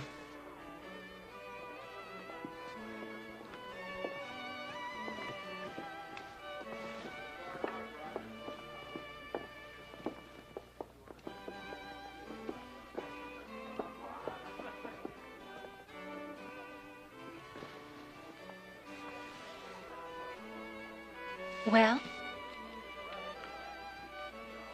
During our expedition to Fort Ticonderoga and afterwards, Judson often spoke to me about a girl he loved very much. When I first met him, he was in constant despair about her, because he lost her through his own stupidity. But then towards the end, everything changed. He looked forward to a future they would share together. Forgive me for prying, Mrs. McLean, but I must know. Were you that girl? And if I were? Don't fence with me, please. You see, Judson died saving my life. Then you were there when it happened? He died in my arms. Did he suffer much? No. It happened very quickly. But before he died, he asked me to make him a promise. A promise I've never been able to fulfill until now.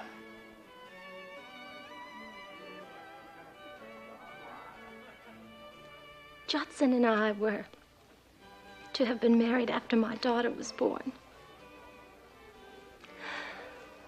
But he was afraid for me to travel to Philadelphia. He wrote that he would come to me here in Boston as soon as he could.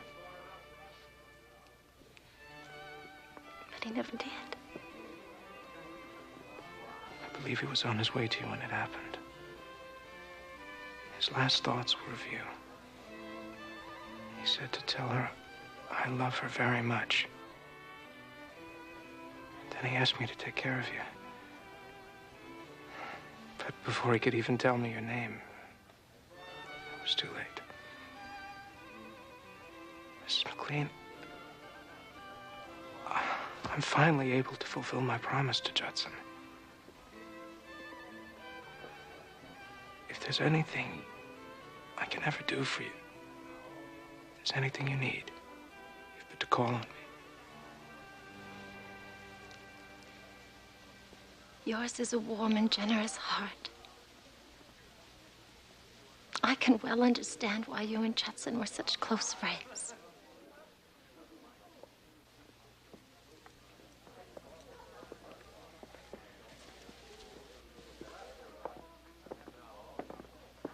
They're going in for dinner now. Yes, I believe they are. If you'd care to escort me, Mr. Kent. I would be most honored, Mrs. McLean.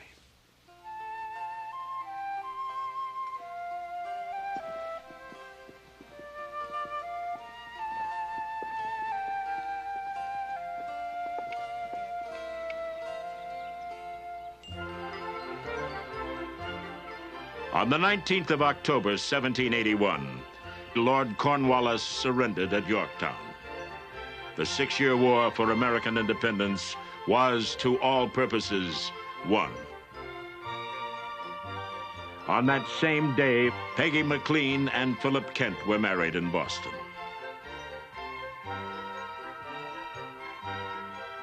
Philip and Peggy's children were destined to grow up with a new nation.